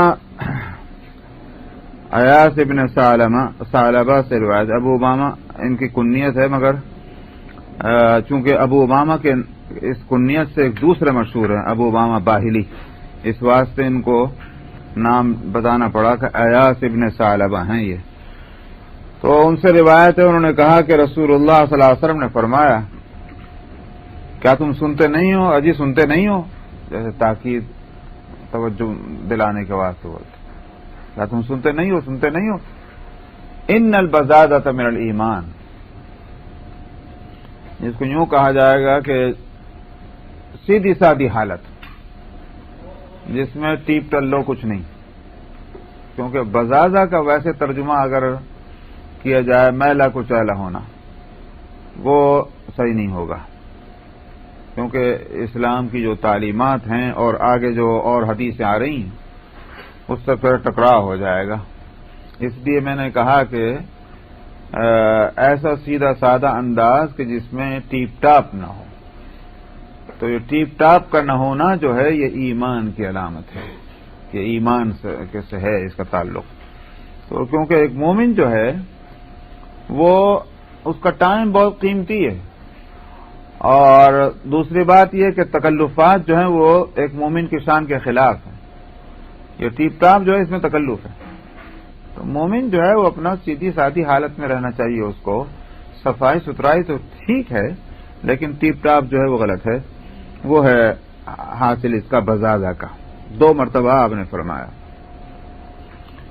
وعن ابن عمر قال قال رسول اللہ صلی اللہ علیہ وسلم من لبس ثوب شہرۃ فی الدنیا البسہ اللہ ثوب مذلۃ یوم القیامہ۔ ابن عمر رضی اللہ عنہ سے روایت ہے، انہوں نے کہا کہ رسول اللہ صلی اللہ علیہ وسلم نے فرمایا جس نے دنیا میں نام آوری والا لباس پہنا تو اللہ اس کو قیامت کے دن ذلیل کرنے والا لباس پہنائیں گے۔ یا تو یہ لباس سے مراد واقعی لباس ہے، کپڑے، اور یا پھر یوں کہا جائے کہ ایک محاورہ ہوا کہ جس کو کہتے ہیں کہ ایک تکبر اور فخر والا لباس پہننے کے معنی یہ تکبر اور فخر اس نے اختیار کیا، اپنی ادائیں ایسی بنائیں کہ جس سے اس سے کبر اور دکھلاوا اور نخوت اور فخر یہ ظاہر ہوتا ہو، اور شہرت کی طلب جیسے ہوتے ہیں ویسا، تو دنیا میں پھر آخرت میں اللہ اس کو ذلیل کریں گے۔ حضرت گنگوئی رحمۃ اللہ علیہ، مولانا رشید احمد صاحب ان کے حالات میں ہے، کیونکہ یہ اور حضرت نانوتوی مولانا محمد قاسم صاحب بھی، مولانا محمد قاسم صاحب نانوتوی دیوبند کے مدرسے کے فاؤنڈر ہیں، اور انہی کے ساتھ ہیں مولانا گنگوئی۔ تو دونوں کے دونوں بیعت تھے حضرت حاجی امداد اللہ صاحب رحمۃ اللہ علیہ سے، جنہوں نے مکہ مکرمہ ہجرت کر لی تھی 1857 میں، جب برطانیہ سے مقابلہ کر کے اور ان کو کچھ ہاتھ نہ آیا تو آخر یہ لوگ حضرت حاجی صاحب ہجرت کر گئے اور یہ دونوں ہندوستان میں رہے، تو دونوں بیعت تھے۔ حاجی صاحب کا خط آیا کہ بہت دن سے دونوں کو خط لکھا، بہت دن سے تم کے دونوں کے احوال نہیں معلوم ہو رہے، ان دونوں کے خط نہیں کیا ہوں گے؟ تو وہ زمانہ ان کا رشتہ جو ہے اپنا پیر سے یا پیر کا مریدوں سے میں اس بات سے تھوڑی تھا کہ نسبت قائم کرو جنت میں جاؤ، وہ تو یہ تھا کہ بھائی اصلاح کرنی ہے۔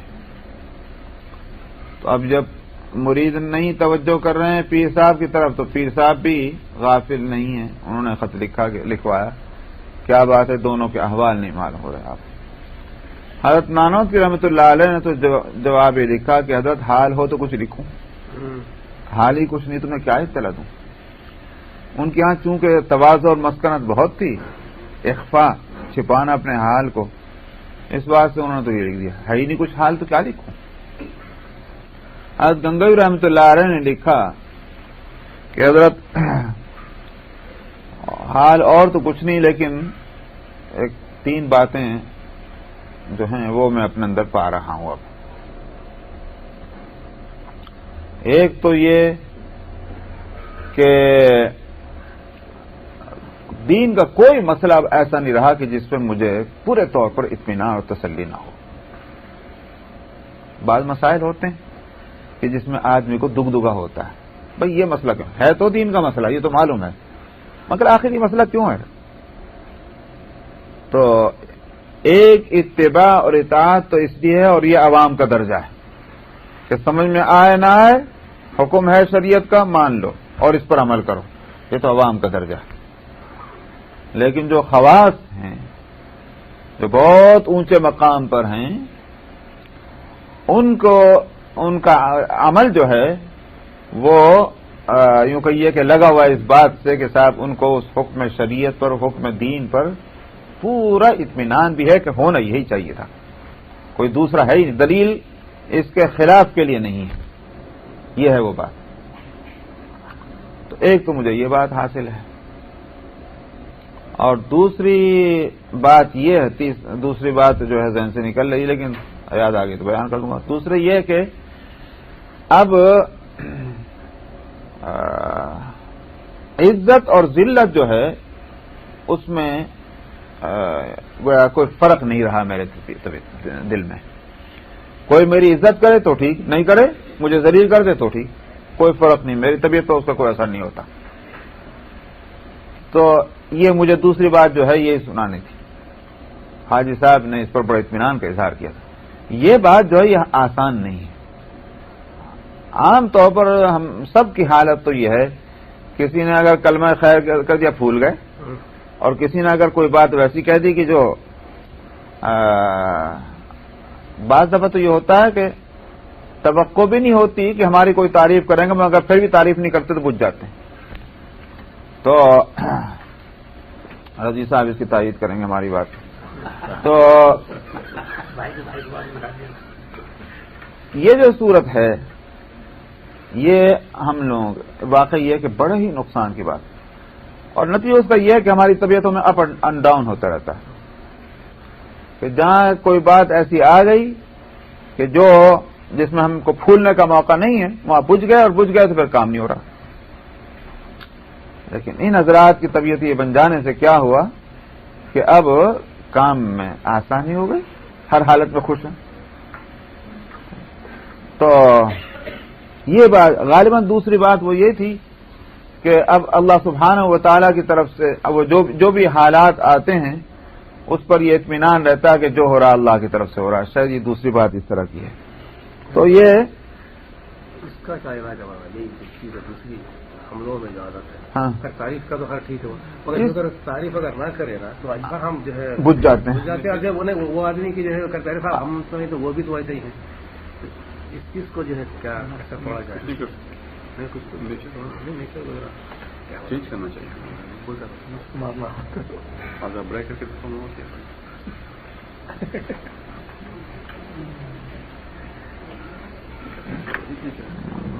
کیا ہے وہ ظفر بہادر شاہ ظفر کا ظفر اس کو آدمی نہ جانیے گا، خواہوں کیسا قابل کا موضوع کا، ہاں جسے نہیں یہ نہیں، وہ دوسرا ایک اور ہے کہ صاحب وہ رہے دیکھتے جب تک جب تک ہمیں اپنے حال کی خبر رہے دیکھتے اوروں کے عیب، ہاں نہ رہی اپنے حال کی خبر رہے دیکھتے اوروں کے عیب ہنر، جب اپنی برائی پر پڑی نظر، ہاں دنیا میں کوئی برا نہ رہے۔ یہ لانا بڑا مشکل ہے نا۔ ہاں تو یہ وصف ہی ہے کہ اپنی برائیوں کو دیکھیں، جب اپنے حال کی خبر رہے اپنی برائیوں کو خوب دیکھیں۔ جب اپنی برائی اچھا یہ جو ہے یہ بات جو آپ نے کہی، سوال اچھا کیا، اسی واسطے متصوفین کے ہاں، اہل تصوف کے ہاں ایک فرقہ ہوا جس کو کہتے ہیں فرقہ ملامتیہ۔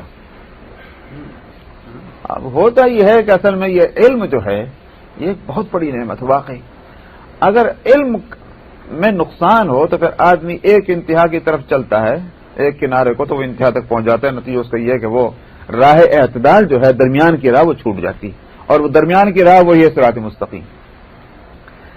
تو فرقہ ملامتیہ جو ہے وہ اسی بات کا شکار ہوا کہ صاحب جس کو آپ نے کہا کہ بھئی اپنے اندر سے یہ بات کس طرح نکلے، یہ جس کو کہتے ہیں نا عجب کہتے ہیں عربی میں، خودرائی یا کیا خود بینی، خود ستائی خود بینی، یہ کیسے نکلے؟ تو انہوں نے اب کپڑے ایسے خراب پہننے شروع کیے، اور تو اور یہاں بڑھتے بڑھتے بڑھتے یہاں تک ہوا شراب کی بوتل ہاتھ پاس رکھ لی، کسی لڑکی کو پاس بٹھا لیا، کسی لڑکے کو بٹھا لیا، وہی تباہی حالت۔ کیوں؟ تاکہ لوگ ہمیں دیکھ کر اچھا نہ سمجھیں، تو جب زیادہ ہمارے سامنے یہ باتیں آئیں گی لوگ ہم پہ لعنت دے دیں گے، لعنت بھیجیں گے، برا کہتے رہیں گے، اس سے ہمارے نفس کی اصلاح ہوگی۔ غلط راستہ اختیار کیا، مگر وہ طلب وہ تھی کہ تاکہ اپنا نفس کچلا جائے، اس کا فرقہ کا نام فرقہ ملامتی ہے۔ تو اصل میں بات یہ ہے اس سلسلے میں جو کہہ رہا ہوں، راہ اعتدال کیا ہے؟ راہ اعتدال یہ ہے کہ آدمی کوشش کرتا رہے اپنے نفس کی اصلاح کی، کوشش کرتا رہے، کوشش ہی پر اجر ملے گا۔ اب اگر اس میں کامیابی نہیں ہوئی یہ ہمارا کوئی قصور نہیں، اللہ معاف فرمانے والے ہیں۔ آخر قرآن شریف میں غفور اور رحیم جو بار بار جو کہا گیا وہ ایسے ہی موقع پر کہا گیا، تمہارا کام کوشش کرنے کا ہے، اب اس کوشش کے باوجود اگر کمی بیشی رہ گئی ہے اللہ غفور الرحیم، یہ ہے وہ راہ اعتدال۔ مولانا اگر کوئی اگر کام اچھا کرے تو اس سے موٹیویشن بھی ہوتا ہے نا، اس کی تعریف کرنے سے کہ آپ اچھا کام کر رہے ہیں، آپ یہ کر رہے ہیں، تو اس کو ہمت افزائی ہوتی ہے۔ ایک تو یہ ہمت افزائی ہے، صحیح ہے، موٹیویشن جو بولتے ہیں، موٹیویشن جو ہے، مگر اس میں جو ہے وہ تعریف کرے، مطلب یہ ہے کہ وہ 2 کے 4 نہ لگائے، آپ کا باس آپ کو اپریشیٹ کرا تو یو ڈو مور ورک، 2 کے 4 نہ لگائے، جتنی بات ہوتی ہے اچھا کام کیا اچھا کہہ دیجیے، بالکل کہنا چاہیے، وہی بات تھا اس میں، اور اس میں لیکن یہ کہ جتنے تھے اس سے اور اوپر بڑھا دیا وہ غلط ہے۔ وعنه قال قال رسول اللہ صلی اللہ علیہ وسلم من تشبہ بقوم فهو منهم۔ نبی کا بھی کمال ہے واقعی، لفظ مختصر باتیں لمبی اس کے اندر، من تشبہ بقوم فهو منهم، جس نے کسی قوم کی مشابہت اختیار کی وہ انہی میں سے ہو گیا۔ کیا بات کہی ہے بھئی، ہمارے سامنے کوئی شخص اگر کیا ہے وہ دھوتی پیچھے کو باندھے ہوئے اور جناب والا منہ رکھے ہوئے اور چوٹا پیچھے کو لٹکائے ہوئے اوپر سر کے اوپر آ جائے تو ہم اس کو کیا کہیں گے؟ ہندو۔ اور کیا کہیں گے بھائی؟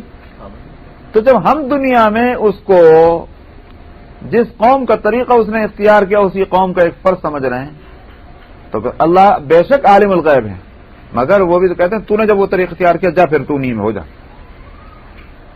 یہ ہے وہ بات، من تشبہ بقوم فہو منہم۔ اس لیے مسلمان کو اللہ سبحانہ و تعالی اور اللہ کے رسول نے یہ چاہا ہے کہ مسلمان ہر طرح سے مسلمان پہچانا جائے، یہ ہے وہ بات، من تشبہ بقوم۔ اس لیے محض پہناوے کے اندر نہیں بلکہ ہر چیز میں، چال میں، ڈھال میں، کھانے میں، پینے میں، بات کرنے میں، پہننے میں، ہر چیز کے اندر اس جو نبی کریم صلی اللہ علیہ وسلم نے جو طریقہ بتلایا یا جو طریقہ اختیار کیا اور صحابہ نے اس کو لیا اس کو لینا چاہیے۔ یہ بات ہے کہ ہم یہ کہتے ہیں ارے بھائی یہ تو بہت ہی چھوٹی چھوٹی باتوں کو انہوں نے بہت بڑا بنا دیا دین۔ ارے بھائی کون سی چیز ہے پہ دین بڑی؟ جس کو آپ بڑا کہتے ہیں وہ بڑا ہے، جس کو آپ چھوٹا کہتے ہیں وہ چھوٹا ہے۔ سمجھ میں آیا؟ نبی تو ایک ہی ہوا میاں، 50,000 نبی کہاں سے مان لیں کہ ہر آدمی جو ہے وہ یہ کہتا ہے میرے نزدیک یہ دین کی بڑی بات ہے، میرے نزدیک یہ دین کی بڑی بات ہے۔ تو نبی تو ایک ہی ہے، جس کو وہ بڑا کہہ دے وہ بڑا ہے، جس کو وہ چھوٹا کہہ دے چھوٹا ہے۔ جن چیزوں کو آج ہم نے چھوٹا سمجھا، آپ نے ابھی حدیثوں کے اندر کیا پڑھا ہوا ہے، ان پر کتنی اہمیت سے نبی کریم صلی اللہ علیہ وسلم نے ہدایتیں دی ہیں۔ وعن سويد بن وهب قال عن رجل من ابناء اصحاب النبي صلى الله عليه وسلم عن ابي قال قال رسول الله صلى الله عليه وسلم من ترك لبس ثوب جمال وهو يقدر عليه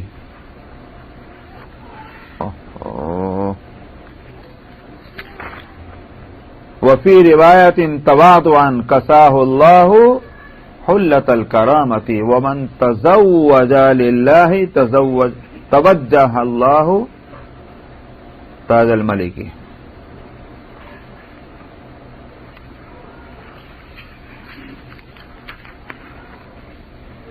سوید ابن وہب نبی یہ طب تابعین میں ہیں، اس لیے یہ روایت جو ہوگی یہ مانی جائے گی مقطوع کہ اس میں صحابی کا نام نہیں ہے، تابعی کا۔ تو سوید ابن وہب نبی کریم صلی اللہ علیہ وسلم کے صحابہ کے اولاد میں سے کسی ایک سے روایت کرتے ہیں اور وہ اپنے والد یعنی کسی صحابی سے روایت کرتے ہیں، تو نہ تو تابعی کا نام ہے اور نہ صحابی کا نام ہے۔ تو انہوں نے کہا کہ رسول اللہ صلی اللہ علیہ وسلم نے فرمایا جس نے زیب و زینت اور خوبصورتی والا لباس جو ہے اس نے چھوڑا اس حالت میں کہ اس کو اس پر قدرت تھی، اور ایک روایت میں یہ کہ اس نے یہ تواضعاً ایسا کیا، یعنی مطلب بڑا بننا نہیں چاہتا، یہ ہے تواضع، اللہ اس کو عزت اور بڑائی اور بزرگی کا لباس پہنائیں گے۔ تو یہاں لباس کا مطلب کیا ہوگا؟ مطلب یہ کہ اس کو عزت دیں گے، جو اپنے کو جتنا من تواضع للہ رفعہ اللہ، ایک حدیث یہ ہے، جس نے اللہ کے لیے تواضع اختیار کیا اللہ اس کو سر بلند کریں گے۔ فرماتے ہیں ومن تزوج للہ، دیکھیے ابھی لفظ تو ایک ہی ہے مگر آج کے حالات میں دیکھ لیجئے ہم سب اس کے اگینسٹ جا رہے ہیں۔ من تزوج للہ، جس نے اللہ کے لیے شادی کی اللہ اس کو بادشاہوں کا تاج پہنائیں گے۔ اللہ کے لیے شادی کی، کیا مطلب ہوا حدیث کا؟ وہ شادی صرف اللہ کو راضی کرنے کے لیے ہوئی ہے اور حضور کی سنت ہے، کوئی اس کے اندر مقصد نہ خاندان ہے، نہ پیسہ ہے، نہ خوبصورتی ہے، کچھ نہیں، صرف دین ہے۔ اس دین کو حاصل یوں کہ یہ فضیلت حاصل کرنے کے واسطے صرف وہ شادی کی گئی ہے، تو اللہ اس کو پھر بادشاہت کا تاج دیں گے، یعنی اس کا درجہ بہت اونچا ہوا ہے۔ وعن عمرو بن شعيب عن ابي عن جدي قال قال رسول الله صلى الله عليه وسلم ان الله يحب ان يرى اثر نعمته على عبده۔ یہی ہے کمال، ایک طرف کو جا رہا تھا اس وقت روایتوں سے ذہن، لیکن اب دوسرا تاکہ بیلنس۔ اس کا مطلب شریعت یہ نہیں چاہتی کہ اللہ نے اگر آپ کو سب کچھ دیا تو سب کو لات مار دیجئے، گاربیج میں ڈال دیجئے۔ اللہ نے ایک نعمت دی ہے، اس لیے یہ حدیث بتا رہی ہے کہ عمرو بن شعیب اپنے والد سے اور اپنے دادا سے روایت کرتے ہیں کہ نبی کریم صلی اللہ علیہ وسلم نے فرمایا اللہ چاہتے ہیں کہ اپنے بندے پر جو اس نے نعمت اور مہربانی کی اس کا اثر دیکھیں۔ تو معلوم کیا ہوا؟ ظاہر ہے کہ پیسہ دیا ہے، کپڑے بہت اچھے ہیں، پہننا ہو تو پہنے، کھانا اچھا ہے کھائے، یہ مطلب ہے اس نعمت کے اثر کا۔ اب تک کیا آ رہی تھی بات؟ بظاہر ایسا معلوم ہو رہا تھا کہ شریعت یہ چاہتی ہے اچھے کپڑے بھی نہ پہنو، شریعت یہ چاہتی ہے کہ اچھا پہنو بھی نہیں، شریعت یہ چاہتی ہے گھر بھی اچھا نہ ہو۔ تو اس حدیث نے آ کر کہا کہ یہ مقصد نہیں، تو پھر ان حدیثوں کا مطلب کیا نکلے گا؟ ٹیپ ٹاپ کے معنی تکلف کرنے کے ہیں، جتنے ہو اتنا نہیں ظاہر کر رہے، اس سے زیادہ ظاہر کرنا چاہتے ہیں، اس سے روکا ہے۔ تو اللہ نے اگر سب کچھ دیا ہے تو پھر کہے کہ تم اپنے آپ کو غریب ظاہر کرتے ہو؟ سمجھ میں آئی نہیں بات؟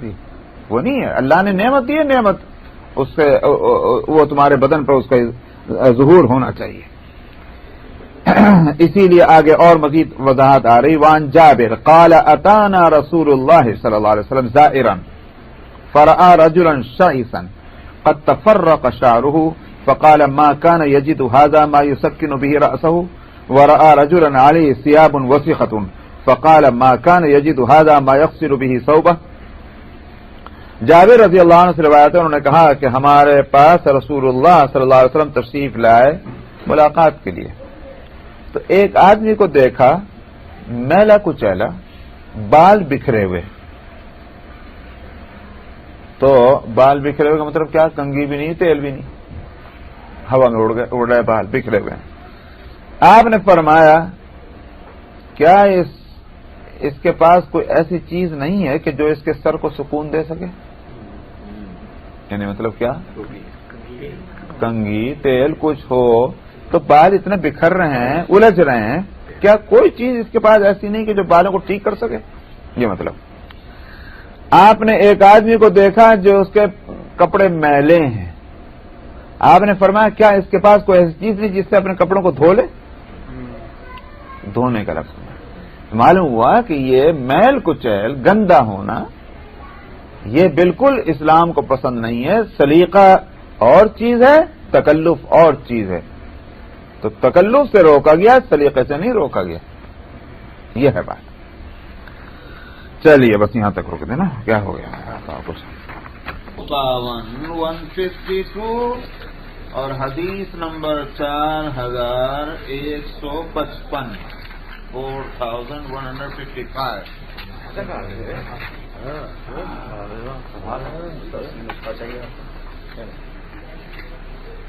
بسم الله الرحمن الرحيم. وعن أبي الأحوص عن أبيه قال أتيت رسول الله صلى الله عليه وسلم وعلي ثوب دون فقال لي ألك مال؟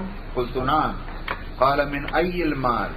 قلت من كل المال قد أعطاني الله من الإبل والبقر والغنم والخيل والرقيق. قال فإذا آتاك الله مالا فليرى أثر نعمة الله عليك وكرامته.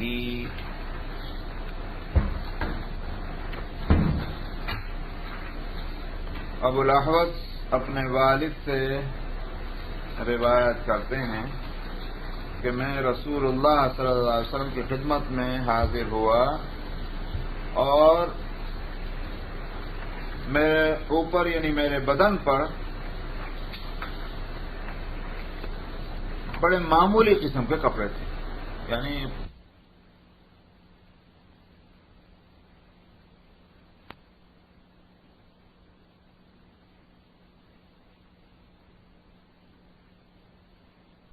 فَلْيُرَى أَثَرُ نِعْمَةِ اللَّهِ عَلَيْكَ وَكَرَامَتِهِ.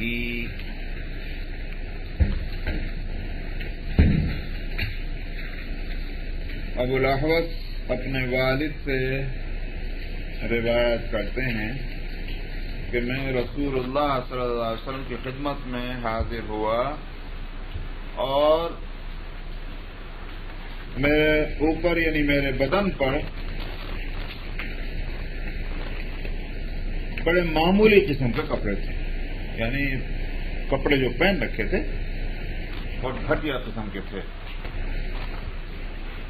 تو آپ نے مجھ سے فرمایا کیا تمہارے پاس مال ہے؟ میں نے کہا کہ ہاں مال ہے. آپ نے فرمایا کون سا مال ہے؟ یعنی مطلب یہ کوئی خاص؟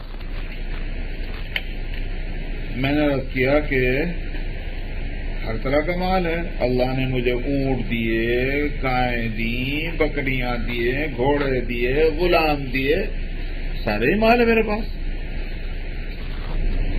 تو آپ نے فرمایا کہ جب اللہ نے تم کو مال دیا ہے تو اللہ کی نعمت اور اس کی مہربانی کا اثر جو ہے وہ دکھائی دینا چاہیے. یہ کیا بات ہوئی کہ تم اتنا سب مال تم کو اللہ نے دیا اور پھٹی پرانی حالت میں ایسے گھٹیا کپڑا پہن کے آ گئے؟ اس کا مطلب کیا ہوا؟ اس کا مطلب یہ کہ تم نے اللہ کی اس نعمت کی قدر نہ کی. قدر کے معنی یہی ہے کہ بھئی اب اگر میرے پاس یہ کتاب ہے اور مجھے اس کتاب سے ملنے پر خوشی ہے تو میرے ساتھ یہ کتاب ہونی چاہیے. اگر میں اس کو ہاتھ بھی لگانے کو تیار نہیں ہوں اس کا معنی یہ ہے کہ میرے دل میں اس کی قدر نہیں. تو اس لیے اللہ سبحانہ و تعالی نے جب مال دیا تو اس کا جو اپنے اوپر جس کو خرچ نہیں کرے گا وہ دوسرے پہ کیا کرے گا. وعن عبد الله بن عمرو قال مر رجل وعليه ثوبان احمران فسلم على النبي صلى الله عليه وسلم فلم يرد عليه عبداللہ بن عمرو ابن العاص رضی اللہ عنہما سے روایت ہے. انہوں نے کہا کہ ایک شخص گزرا اس حالت میں کہ اس کے اوپر لال کپڑے تھے. دو کپڑے تو کون سے ہوں گے میاں؟ نیچے دو چادریں اوپر اور نیچے لال پہن رکھی تھی. اس نے نبی کریم صلی اللہ علیہ وسلم کو سلام کیا، آپ نے جواب نہیں دیا. مطلب کیا ہوا؟ ناپسندیدگی. لال کپڑے. وعن عمران ابن حسین ان نبی اللہ صلی اللہ علیہ وسلم قال لا ارکب الارجوان ولا البس المعصفر ولا البس القميص المكفف من الحرير وقال الا وطيب الرجال ريح لا لون له وطيب النساء لون لا ريح له.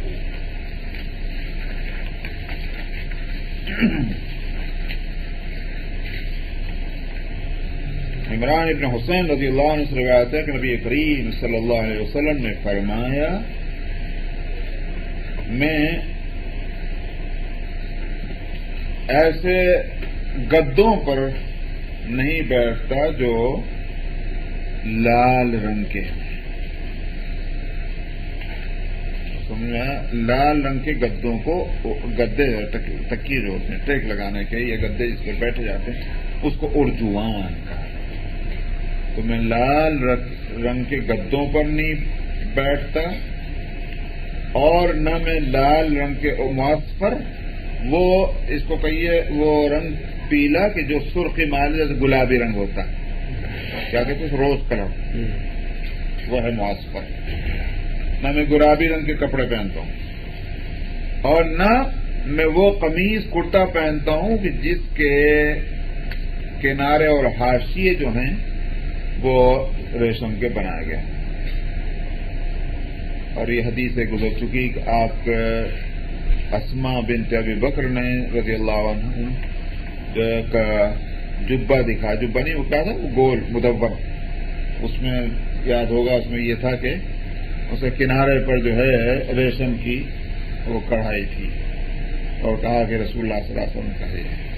ابھی کوشچن یہ آتا ہے کہ اکثر لکھ بھی آتا ہے یہاں سے کہہ رہے ہیں کہ اپنے اگر پیسہ ہے تو اپنا ظاہر کرو.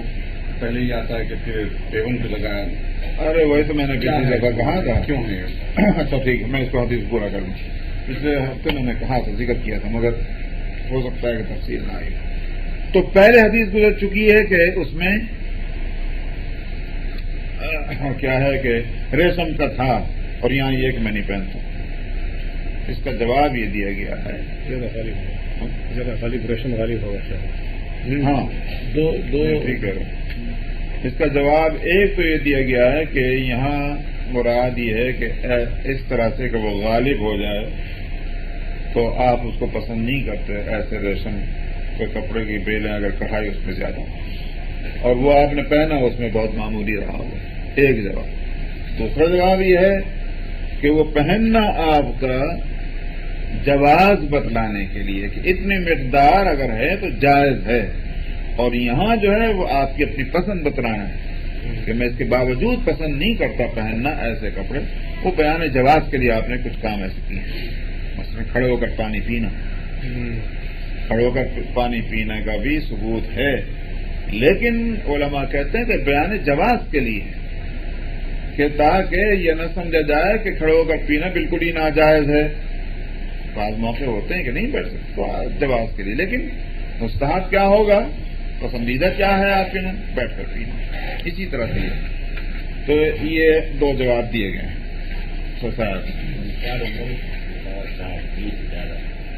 وہ اسی بات کو بتانے کے ورنہ ترجمہ نہیں ہے یہ المکفف بالحریر کا ترجمہ یہ نہیں ہوگا لیکن انہوں نے 4 انگل اس لیے لفظ بڑھا دیا ہے کہ وہاں پہلے حدیث میں بھی یہ فقہی بحث آئی تھی کہ اگر 4 انگل تک ہو کیونکہ حدیث میں آیا تھا کہ اگر 2 انگل ہے 3 انگل ہے 4 تو معاف ہے. اس بات سے اب یہاں فساد اور ٹکراؤ کو سے بچانے کے واسطے یہ اضافہ کیا. اچھا اور آپ نے فرمایا کہ یاد رکھو مردوں کی خوشبو کا مطلب یعنی مرد جو خوشبو استعمال کریں پرفیوم عطر وہ ہے کہ جس میں بو ہو رنگ نہ ہو اور عورتوں کی کا پرفیوم کیسا کہ جس میں رنگ ہو اور خوشبو نہ ہو. یہ آپ نے فرمایا. تو پھر پرفیوم کیا اصل میں بتانا یہی ہے کہ یوں تو کوئی بھی پرفیوم ہوگا کچھ نہ کچھ تو رنگ اس میں ہوتا ہی لیکن ایک ہوتے ہیں بڑے سرخ رنگ کے بڑے رنگین قسم کے پرفیوم جیسے زعفران کا ہوتا ہے اور شمامت العنبر وغیرہ سے. یہ تو ہے عورتوں کے واسطے رنگین جو عطر ہے. مردوں کے اوپر ایسے رنگ قسم کے جو ہے وہ نہیں آنے چاہیے بلکہ یہ کہ ہلکے جو ہوتے ہیں جیسے مثال سفید ہو، گلاب یا اور جس طرح سے عنبر وغیرہ کے، عود کے، ایسے کہ جس میں خوشبو تو ہے مگر رنگ جو ہے وہ سرخ رنگ زعفرانی نہیں ہے، تو وہ تو مردوں کو استعمال کرنا چاہیے۔ عورتیں جو استعمال کریں رنگ والے کریں وہ، لیکن اس میں خوشبو اتنی نہ ہو کہ جناب لگا لی تو پورا گھر جو ہے مہک رہا ہے، جدھر کو نکل گئے تو ادھر کو جناب لوگوں کی نظریں اٹھ رہی ہیں، یہ کون جا رہی ہے کہ جس کے اندر اتنی خوشبویں پھوٹ رہی ہیں، یہ نہیں۔ ہلکی خوشبو ہو تو وہ ٹھیک ہے، یہ مطلب ہے ہلکی ہو۔ جیسے وہاں رنگ اور خوشبو دو کا مقابلہ ہو تو وہاں رنگ ہلکا ہونا چاہیے، خوشبو زیادہ ہونی چاہیے، یہاں رنگ زیادہ ہو خوشبو کم ہونی چاہیے۔ اب رہ گیا وہ آپ کا مسئلہ۔ میں نے گزشتہ ہفتے یہ کہا تھا کہ دو چیزیں ہیں اصل میں بچانا اس سے ہے کہ تکلف نہ کیا جائے۔ یہ بات کہ صاحب بہت جلدی خیال آ گیا صرف اسی آپ کا جواب دینے کے لیے۔ تو تکلف سے اصل میں بچانا مقصود ہے کہ یہ بات کہ میرے پاس کپڑے چونکہ ایسے نہیں ہیں لہذا میں ماروں مروں کچھ بھی کروں، میں جرم کروں کہ میں کسی سے مانگوں، لیکن میں اپنے وہ کپڑے کا اور پہناوے کے اندر وہ اسٹینڈرڈ میں قائم کر لوں جبکہ میں اس اسٹینڈرڈ کا نہیں ہوں۔ اس تکلف سے بچانا مقصود ہے۔ حضرت عائشہ رضی اللہ عنہا کو جو آپ نصیحت فرما رہے تھے وہ یہی تھی کہ اگر تم اس تکلف میں رہیں تو تمہاری زندگی ضیق میں ہوگی، اور میں جو وہ مانا من المتکلفین، قرآن شریف میں کہلوا دیا گیا نبی کریم صلی اللہ علیہ وسلم سے کہ میں تکلف کرنے والوں میں سے نہیں ہوں، کہ میں جو کچھ نہیں ہوں اس سے زیادہ اپنے آپ کو بتلاؤں، جو ہوں وہی بتلاؤں گا۔ تو عائشہ رضی اللہ عنہا کو بھی اسی کی آپ نے نصیحت فرمائی، میرے ساتھ ہونا چاہتے ہو یہ تکلف والی زندگی نہیں، تو لہذا جو ہے اس پر قناعت ہونی چاہیے۔ آپ کی زندگی کو جو حالات ہم دیکھتے ہیں اور آپ نے اب تک پڑھے ہیں لباس کے سلسلے میں، وہ آپ دیکھ رہے ہیں کہ صاحب موٹا جھوٹا بالکل ایسا کہ جس میں جو غریبوں کا سا لباس وہ بھی آپ پہن رہے ہیں، اور ایک ایسا لباس بھی پہن رہے ہیں کہ جس میں آپ نے دیکھا کہ ریشم کی کڑھائی ہوئی بھی ہے، اور بڑے عمدہ قسم کے جو کسروانی جو ایران کے بادشاہ جو پہنتے تھے اس کو کسروانی، وہ کسروانی کا لفظ آ چکا، ویسا جبہ بھی آپ نے پہنا ہے۔ تو معلوم ہوا کہ اگر اللہ نے دیا پہن لیا، نہیں دیا اس میں بھی خوش ہیں۔ یہ تکلف نہ ہونے کی بات ہے، تو تکلف سے بچانا مقصود ہے۔ جب اللہ نے اگر دیا ہے تو یہ نہیں کہ صاحب ہم اس کو ہاتھ نہیں لگائیں گے اس واسطے کہ صاحب یہ جو ہے یہ ذرا قیمتی ہے۔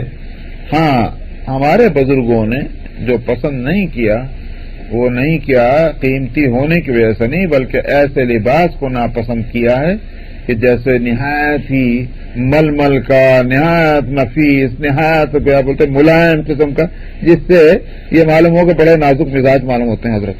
تو ایسے لباس کو بزرگوں نے پسند نہیں کیا، جو نبی کریم صلی اللہ علیہ وسلم بھی اپنے لیے ایسے لباس کو پسند نہیں کر رہے جو باریک بالکل ریشمی قسم کا ہو، وہ نہیں۔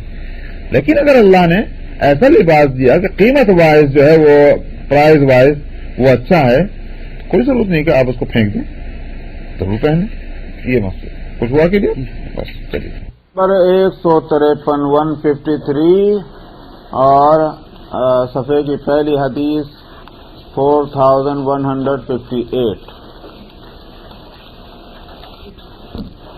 بسم اللہ الرحمن الرحیم۔ عن ابی ریحانہ قال نهى رسول الله صلی اللہ علیہ وسلم عن عشر، عن الوشر والوسم والنتف، وعن مقامعة الرجل بغير شعار، ومقامعة المرأة بغير شعار، وأن يجعل الرجل في أسفل ثيابه حريرا مثل الأعاجم، أو يجعل على منكبيه حريرا مثل الأعاجم، وعن النهبة، وعن ركوب النمور، ولبوس الخاتم إلا لذي سلطان۔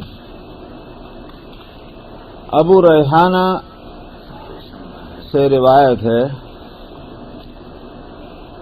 یہ تو ان کی کنیت ہی ہوگی، بعد نے ان کا نام شمعون بتایا ہے۔ تو انہوں نے کہا کہ رسول اللہ صلی اللہ علیہ وسلم نے 10 باتوں سے منع کیا. ایک تو ہے الوشر.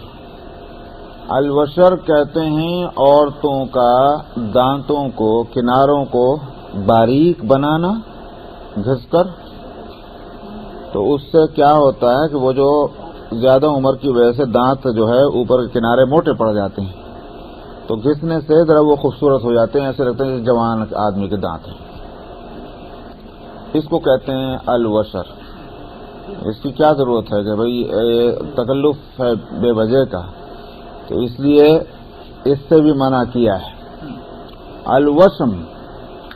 الوشم کہتے ہیں کہ اسکن کو سوئی سے گونت کر کے اور اس میں وہ سرما یا کوئی اس طرح کی چیزیں جو بھری جاتی ہیں، کیا کہتے ہیں؟ ٹیٹوس. ٹیٹو. اس کو کہتے ہیں الوشم. اس سے منع فرمایا ہے. اور النتف. اسی طرح سے بال کو اکھاڑنا. مثال کے طور پر اگر کہیں ایسے بال آ جائیں تو ادھر ادھر، تو محض ایک طرح خوبصورتی اور حسن بنانے کے واسطے بے وجہ ان بالوں کو اکھاڑنے کی ضرورت نہیں ہے. اس سے منع فرمایا. یہ بھی عورتوں ہی کے لیے ہے کہ مثال کے طور پر بھموں کے بال اکھاڑنا ہے یا یہ جو بھی کرنا ہے. اسی طرح سے آپ نے منع فرمایا ایک مرد کے ساتھ ایک ہی چادر میں بغیر انڈر ویئر کے لیٹنا، اور ایک عورت کا دوسری عورت کے ساتھ اسی طرح بغیر انڈر ویئر کے ایک ہی چادر میں لیٹنا.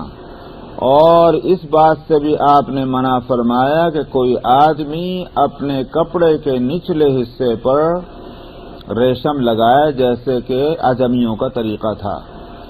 اب اندر لگانے کے 2 صورتیں ہیں. ایک تو یہ مطلب یہ کہ 2 صورتیں نہیں بلکہ 2 مطلب ہوں گے اس کے. ایک تو یہ کہ دوہرا کپڑا ہے، اندر کی طرف جو ہے ریشم لگا رکھا، اوپر جو ہے وہ کاٹن ہے. لیکن اس کو زیادہ پسند نہیں کیا علماء نے یہ مطلب نکالنے کو. مطلب وہ اس کو لیا ہے کہ نیچے کا حصہ جو ہے مطلب اوپر کا یہاں تک اور اس سے نیچے ریشم، تو چھل چھل چھل چھل کرتا ہوا. مرد کے لیے واسطے ایسے کپڑا پہننے کی کیا ضرورت ہے. اور اسی طرح سے اپنے کندھوں کے اوپر کوئی ریشمی کپڑا لٹکا لیا، کندھے پہ ڈال لیا، چلے جا رہے ہیں ریشم کا خوبصورت سا کپڑا لٹکا کے. اس سے بھی منع فرمایا کیونکہ یہ عجمیوں کا طریقہ ہے. اس سے ایک بات معلوم ہوئی کہ عجمیوں سے مراد یہ ہے غیر مسلموں کا. تو غیر مسلموں کے طریقے اختیار کرنے سے نبی کریم صلی اللہ علیہ وسلم نے منع فرمایا. یہ ہوا حاصل. تو عجمی جب بولیں گے تو نان مسلم مراد ہوں گے. غیر عربی غیر اسلامی تہذیب اور کلچر کو نہ اپناؤ، ان کے طریقوں کو مت اختیار کرو. وان النہبہ. اور لوٹ مار ڈاکے ڈالنے سے بھی منع کیا ہے. غارت گری جس کو کہتے ہیں. اور اسی طرح سے چیتے کی کھال پر سوار ہونے سے بھی منع کیا ہے. سواری کے اوپر چیتے کی کھال ڈال کے اور اوپر چڑھے بیٹھے ہوئے ہیں. اس سے کیا ہے کہ وہ ایک طرح کا فخر اپنا جتا رہے ہیں. اس سے بھی منع کیا ہے. مطلب یہ ہے کہ آدمی میں تواضع ہونی چاہیے، یہ اپنے بڑپن کا اظہار یہ نہیں ٹھیک. اور انگوٹھی پہننے سے بھی منع کیا سوائے اس کے کہ جو کوئی صاحب منصب ہو، جیسے بادشاہ ہے، قاضی، جج، مجسٹریٹ کے جن کو اس کی ضرورت ہے، ورنہ محض زینت کے واسطے پہننے سے منع کیا. علماء کا کہنا، فقہاء کا کہنا یہ ہے کہ یہ مراد یہ جو ہے ممانعت اس کی یہ تنزیہی ہے، یعنی حرام نہیں ہے، مکروہ ہے. یہ فقہاء نے مختلف روایتوں کو اور مزاج کو شریعت کے سامنے رکھ کر یہ انگوٹھے کے بارے میں بات ہے. حاکم وغیرہ کے لیے تو اس کا ہوگا کوئی اسٹیمپ، وہی مقصد ہے، ضرورت ہوئی نا. وعن علی قال نہانی رسول اللہ صلی اللہ علیہ وسلم عن خاتم الذهب وعن لبس القسی والمیاسر.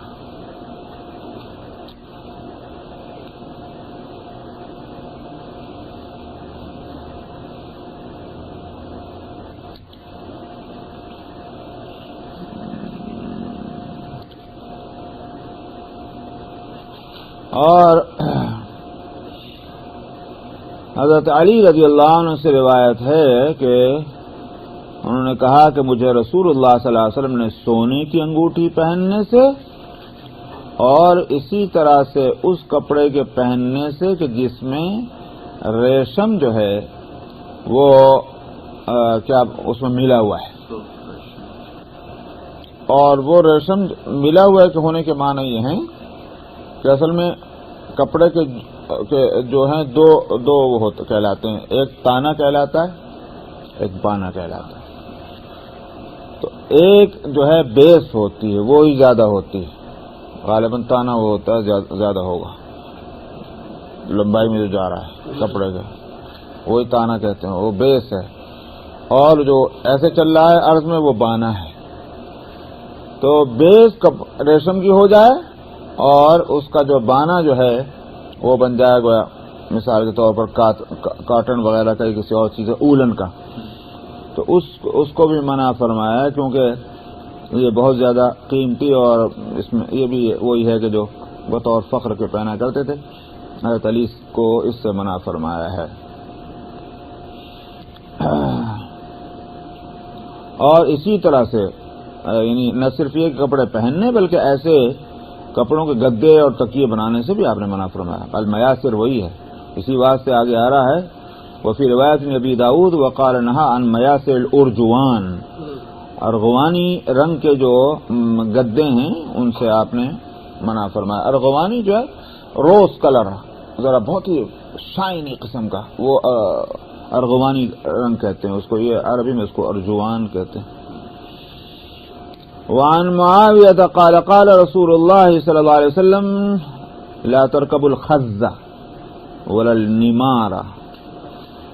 معاویہ رضی اللہ عنہ سے روایت ہے کہ رسول اللہ صلی اللہ علیہ وسلم نے فرمایا کہ خز کے اوپر بھی نہ بیٹھو اور نہ نمار، نمرہ کی جمع ہے وہی نمار، اس